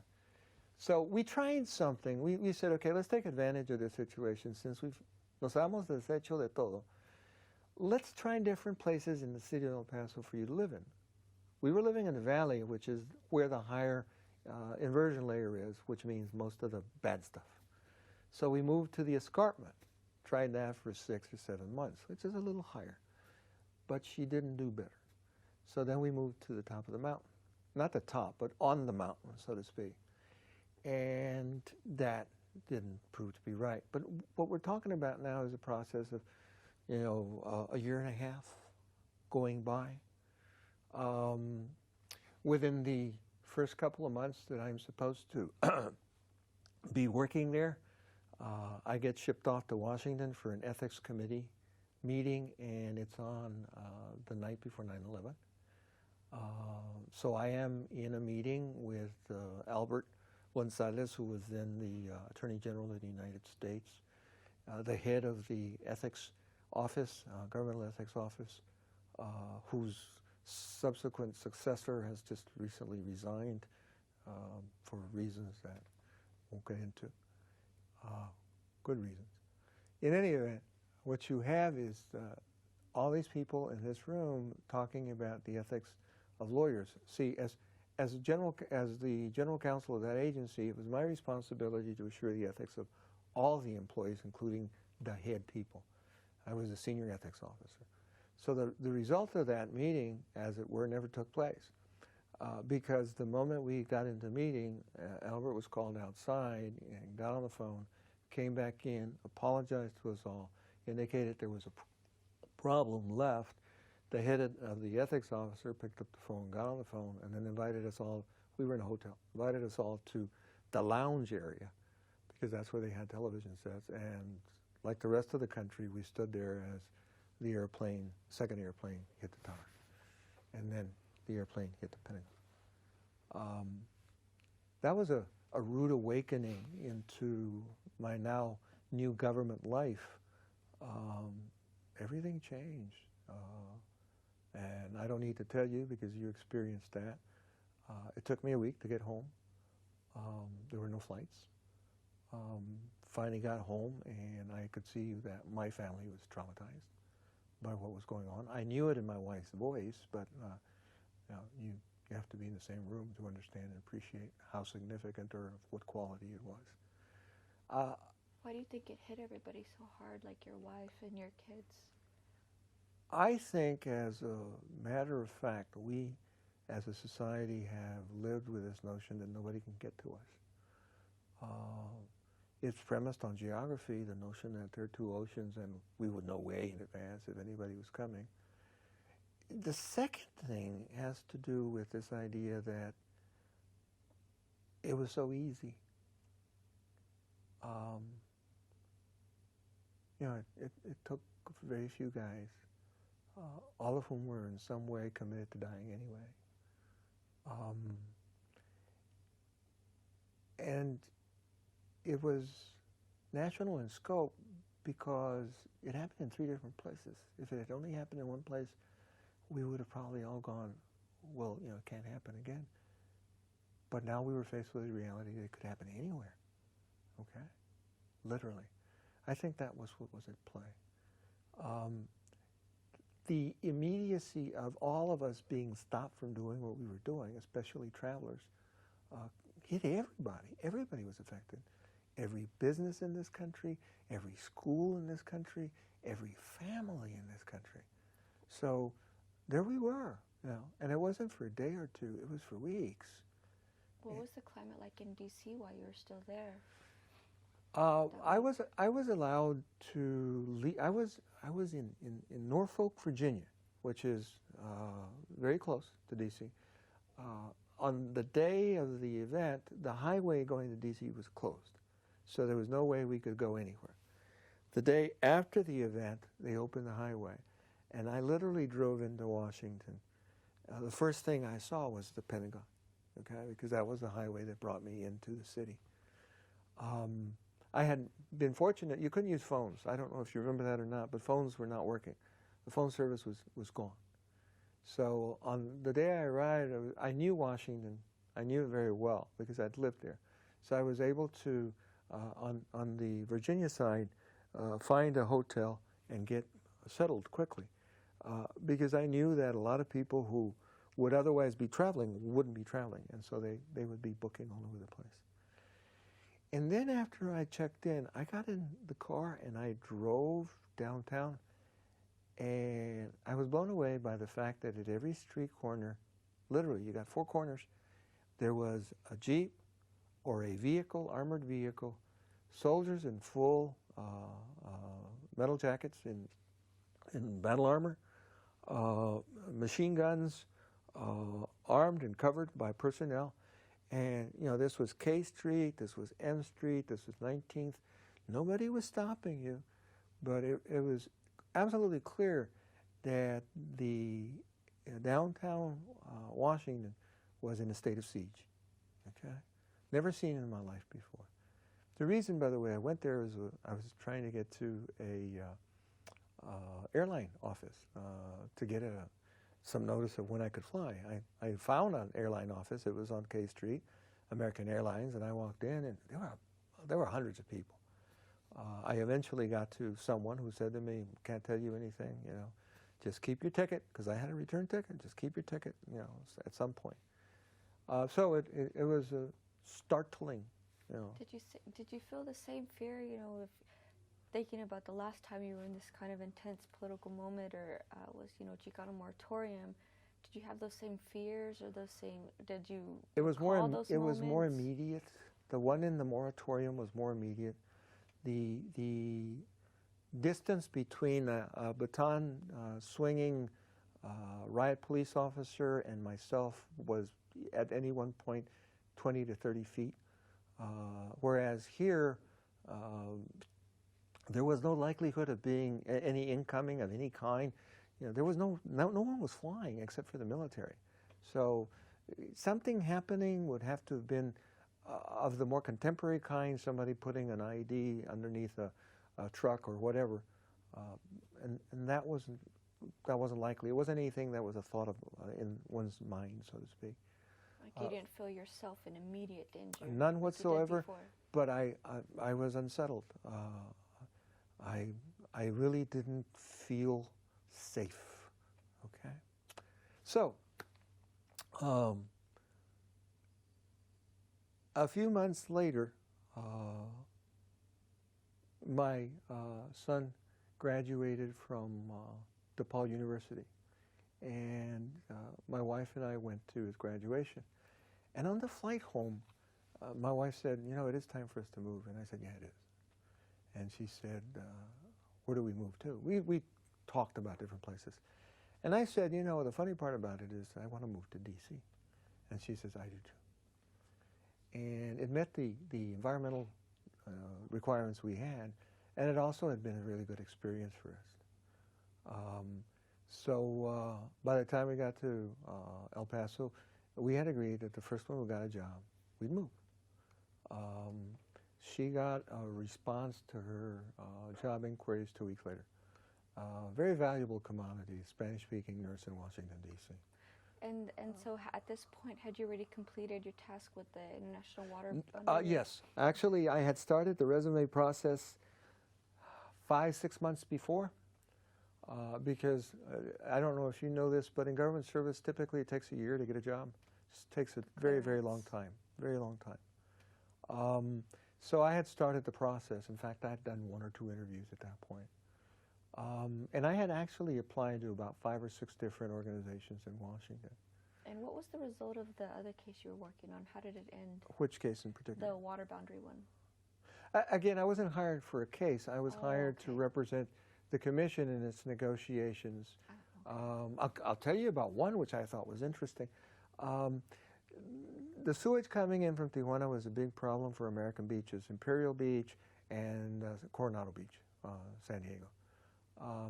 And the government had, before I arrived, taken to putting in a sewage treatment plant on the U.S. side and had put in a system to disperse the treated waste out the ocean, some distance away from the beaches.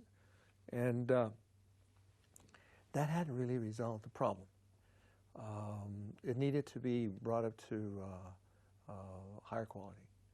And there was a group of gentlemen who were promoting a project and were using the office of the vice president as a pressure point to get the project approved. From an engineering standpoint, we believed that it would cost less than $100 million to do.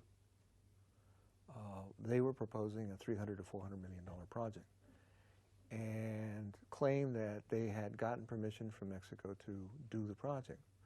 Well, that became a sore point for weeks, if not months at a time. And you know, we would get visits from them, and they would send other representatives to visit us, and we would politely listen and let them go on their way. We had several congressmen who took ownership of the project for reasons I couldn't share with you. One of them is in prison today. The reality is that we were successful in not having that project funded. One of the last things President Bush did was he authorized in his budget the funding of a $60 million project, which is substantially less. And as I understand, that project was completed and is now taking care of the problem. So that was the nature of the beast. That is, we had to do different things with different people, different contracting, negotiating with Mexico with respect to how those contracts would take place and what their effect would be. And I was involved in all of that. The position was a treaty position, which meant that I was in the diplomatic corps as a result of that. Having said that to you, we'll come back to that flight back to El Paso. 2 weeks later, she gets an offer. So we packed everything up, put it in a truck, left it here, and flew off to Washington, found an apartment, and I flew back and drove that truck with the blessings and assistance of my brother-in-law. And there we were. Approximately 2 months later, I was called and asked if I would do a telephone interview for a job. So this is 2002 or late 2001? We're now in 2004. Yeah, 2004. I went for that. I'm sorry. was asked to do the interview, or telephone interview, and I said, well, you know, where are you? And they said, well, we're right here on King Street, which is in Alexandria, Virginia. And I said, well, I can be there. When do you want me to be there? And they said, no, we don't want you to spend money flying in. I said, no, I live here. And they said, hey, come on down. That interview resulted with my starting with the Army Audit Agency on the 1st actually the 3rd day of January 2005, and that's where I remained until I retired. My job in that agency was to be the fiscal law expert, and that's the guy who determines whether monies are properly spent or not from a legal standpoint. And I had an audit crew of approximately 350 auditors, but what they did was performance auditing. And that's a form of auditing where you go determine whether something works as distinguished from whether it was properly bought. Now, there is a fiscal law aspect to it because when they go look at whether something works, they have to look at what it was that was being bought. So in the process, they have to read the contracts, they have to read the specs, et cetera, et cetera, et cetera.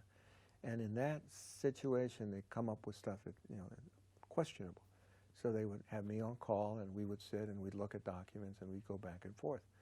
Just by way of example, one entity was receiving compensation in the form of workman's comp premium payments in the hundreds of millions of dollars.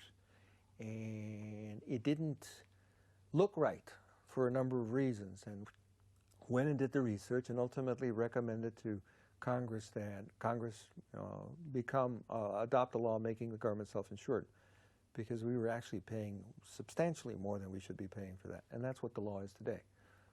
So I was very much involved in that. I was involved in fraud detection. There was a substantial amount of fraud done by American soldiers in theater, which means in Kuwait and in Iraq, many of whom are now serving time.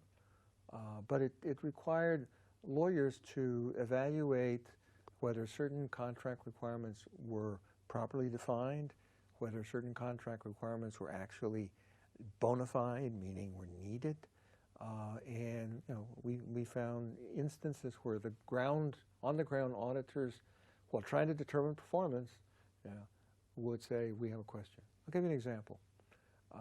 One general said, you know, I pay X number of dollars for water, and we're talking bottled water because you don't have wells or whatever for troops. And he says, you know, I think that's too much. Okay.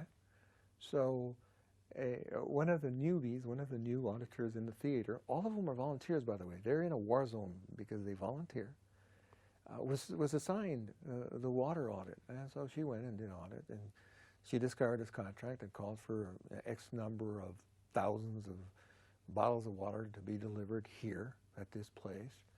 And, you know, it was this month, and then this another month, and then this other month, and then this other month. And then she went on site, and there's nothing there, okay? And so she calls the commander who had originally asked for the water and said, you know, when did you leave? And he said, oh, we moved out of there 4 months ago. Well, you know, where's all this water going? Okay. Well, there was no water, okay? There was a bill being submitted, and there was a bill being paid. And then when the money got paid, the authorizing contracting Army official was getting his part, okay?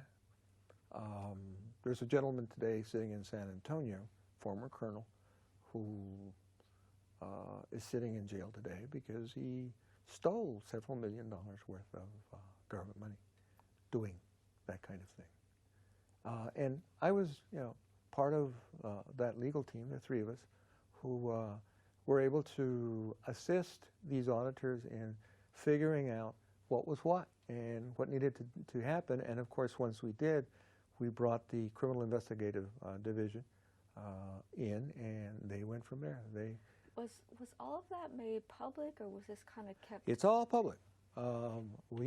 We issued audit reports, and to the extent there were criminal prosecutions, those excuse me, those criminal prosecutions are of record. You can, the newspaper stories abound about that kind of stuff. Now, I want to make something clear. 99.9% of the people who we dealt with were straight and honorable and met their voluntary responsibilities. They were volunteer soldiers. But there's instances where people think that they can take stuff away. I can tell you one story. We ran into an officer who was approached about some monies, who admitted that she had taken some monies, and who had no history, no record of any kind. It just afforded itself an opportunity. It's one of those, well, nobody's going to know. Regrettably, she committed suicide the next day. She couldn't face our family finding out, and those people that she worked with back home finding out. So there are some real tragedies associated with that kind of stuff. But my end was actually working with a group of really outstanding individuals. Now, I need to tell you two things about that. One of them is, if you'd asked me any time in my career whether I'd ever worked for the Department of Defense, I would have said, no, it's not anything I want to do. Why? Well, it just didn't seem to fit that pattern of community service that I thought I would be part of. Whether it was representing a school district trying to get its act together, or whether it was involved with a Paso. The reality was that my service was a great act of community service, and I found it to be that because of the people I worked with. The chief ethics officer out of the Office of General Counsel, a gentleman by the name of Matt Raris, ethical beyond belief, to the point that he found himself at one point having to resign because he was expected to look the other way. I may be telling a story out of school and telling you that, and if I am, I'm sorry, Matt, but the truth of the matter is that there were people like that who were just honest to a fault and concerned about one thing and one thing only, and that is fulfilling their responsibilities to the American public. As far as, what else after that? So you were there from 2005 to when? 2011. That's when, in 2011, you retired. I retired. So were you also involved with other civic organizations? Because like you said, this is a major community service, just doing the work that you were doing. Were there other organizations that you were with outside? In the District of Columbia, there were just two organizations. One of them was still in Texas. I have been a member of the Texas Legal Services Board of Directors for, I'd hate to guess, but I'm going to tell you 15 years, okay? It may be more. A program that's run extremely well, and I've always been proud of, and that has always had a phenomenal board of directors. The other is I was a member of my parish council, led by... While they're in D.C.? While in D.C., led by Monsignor Eddie Tolentino, who is the most spiritual human being I've ever met in my life, and a phenomenal person to be, friends with, part of your life. Trying to think of stuff that I may have left out. I worked with a great number of different people, all of whom I've always admired. That's been my fortune. I've always worked with people who are good. One of my friends to this day is Linda Hinton. I may have mentioned her earlier. I actually hired her at California Rural Legal Assistance as a new lawyer.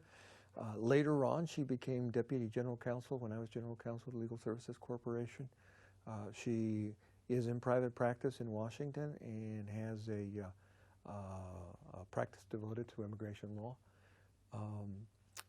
Phyllis Fong. Phyllis was hired by Linda. Phyllis was working with the Equal Employment Opportunity Commission and then the Office of Civil Rights, and came to work for us at the Legal Services Corporation. Bright, really, really intelligent. Her career has been serving as the Inspector General for the Small Business Administration, and then up until recently, for many years, the Inspector General of the Department of Agriculture, which is probably the second or third most important position for an Inspector General in this country. Phenomenal reputation. And as of 2011, did you, at that point, when did y'all decide to move back to Texas? We decided to retire a year before we moved. And we did that to give us an opportunity to not only figure out where, but figure out if where makes sense. So I had practiced off and on here in Austin because of the legislature. The courts as well, but primarily the legislature. So when we decided to retire, we wanted to come back to Texas. We wanted to come back to real food. My wife's a good cook, and I'm a good cook. But, you know, de todos modos, worlds are different. In any event, we had Houston as an option because of the humidity, Galveston, the coast. And I said, no, let's try Austin. I think there's enough humidity there for your condition. So we came every season for 2 weeks at a time. And we used each to drive through a quarter of the city, to see neighborhoods, to figure out where we wanted to live, assuming we wanted to live here. After doing that for a year, we figured out the climate was fine, you know, all year round. And we figured out that we wanted to be in the area of the Arboretum. And so we moved here and went house hunting. And we're very fortunate to find a house that we wanted and a house that we live in. That was in what year? That was in 11. We arrived here in September, on September 3rd. We found a house on September 20th after looking at 50 houses. And the only problem was we had to be on a ship. We were going to sail, and we had to be on a ship on the 11th of October. And so I turned around to my realtor and I said, you know, I have to close before the 11th. Unless everybody's willing to wait until we come back, we're going to take 20 days. And everybody worked with me, and we closed on the 9th. We went to the house with mattresses in tow. We went and bought some mattresses. And on the 10th, we flew out of here to, where did we, we sailed out of Barcelona. So we flew, no, that's not true, I'm sorry. We sailed to Venice, and we sailed out of Venice. That was my retirement cruise. We went to Istanbul and those parts of the world, and then came back and settled. Now, in retirement, I work with, I shouldn't say work, I volunteer with LAMP, which is a University of Texas program. It's part of the OLLI, or Osher Lifelong Learning Institute. LAMP is the Learning Activities for Mature Persons. I'm on their curricula committee, history curricula committee. And I also volunteer in, was initially a co-chair, but now volunteer in the Diversity in Me committee, which is intent on finding people who are other than the makeup of the group, which is middle class, upper middle class whites. Find people who are part of this community, who are interested in lifelong learning, to afford those who are there, myself included, other perspectives, so that we can really understand how things can be seen differently and grow and learn from that. I'd like to tell you we're being very successful, but we're having difficulty. And the difficulty primarily stems from absence of relationship. How can you invite somebody to join if you don't know them, if you don't have them in your circle? And it's, you know, the nature of the beast that most of us don't have people like that in their circle. But we're going there, and we're going to get there. There was one other thing I wanted to tell you in connection with living in Austin, but at the moment it escapes me. Oh, well, this is somewhat of in the nature of tongue-in-cheek. Austin also affords very good municipal golf courses that are very cheap to walk, meaning if you don't have to pay for a cart and you're like me and you've got your own push cart, you can spend your time on a golf course any day of the week, So you're winter, summer, or fall. So you're doing okay in retirement. I'm Still keeping enjoying it busy, immensely. And your wife, she's doing. My wife is doing fabulous. You see, approximately, it's now about 18 months. She got a phone call from my daughter. My daughter is a Arthur Murray, well, now she's a franchisee, but back then was an instructor and counselor with Arthur Murray dances. And her husband was a manager of a separate Arthur Murray studio. They met in dance. And she called her up and she said, we have an opportunity for a franchise, and we're wondering if we could come back to live with you for a short time. And my wife said, where's the franchise? And she said, in Georgetown. My wife said, great, it's right next to us. Come on down. So they have actually, they got here June roughly, last year, and my wife had fulfilled her greatest desire, which was to be part of raising Sophia. So, you know, she works with Sophia every day, and I call it work because as far as I'm concerned, it's a lot of work. They sit on the floor and they play with puzzles. They go out to the garden and water, and typically it's Sophia watering Grandma and Grandma watering Sophia. They paint.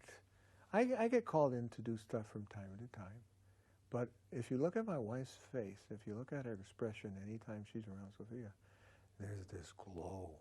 There's this absolute glow. So I'm very pleased, not only because my daughter chose to come and live with us for now, but because she brought home that thing that is the glint in my wife's eye. And your son? My son, we recently saw him. We went to Chicago. We took one of the last train trips that I think this country's ever going to see, long-distance train trips.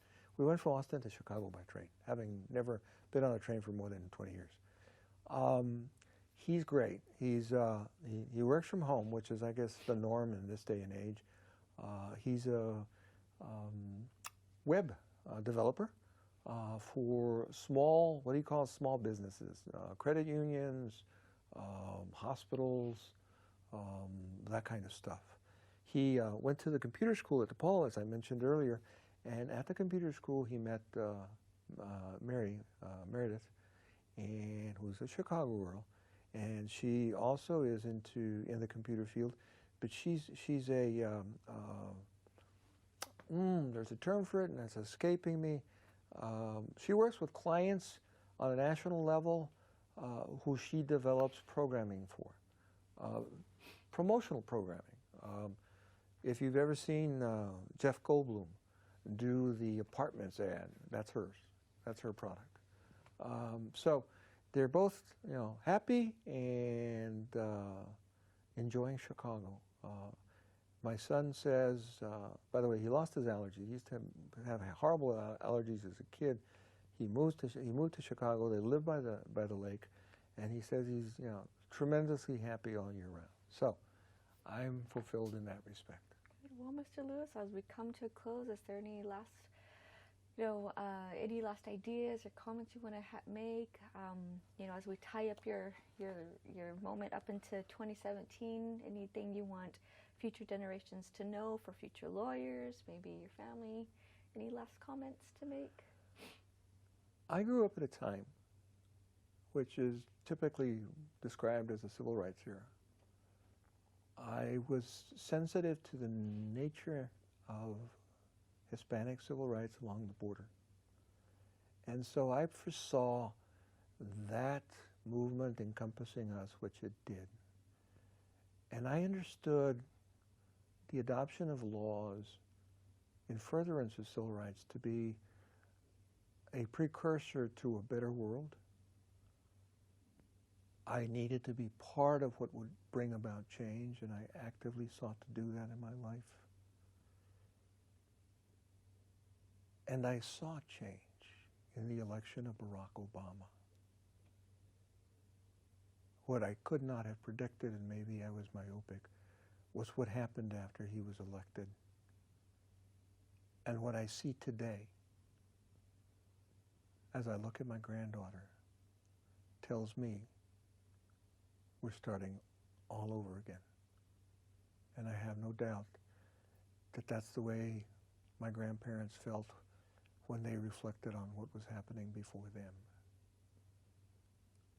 If there is a message, it's that we must be strong, we will not accept, and we will actively promote our self-interest, because our self-interest is the world, the self-interest of the world as a whole.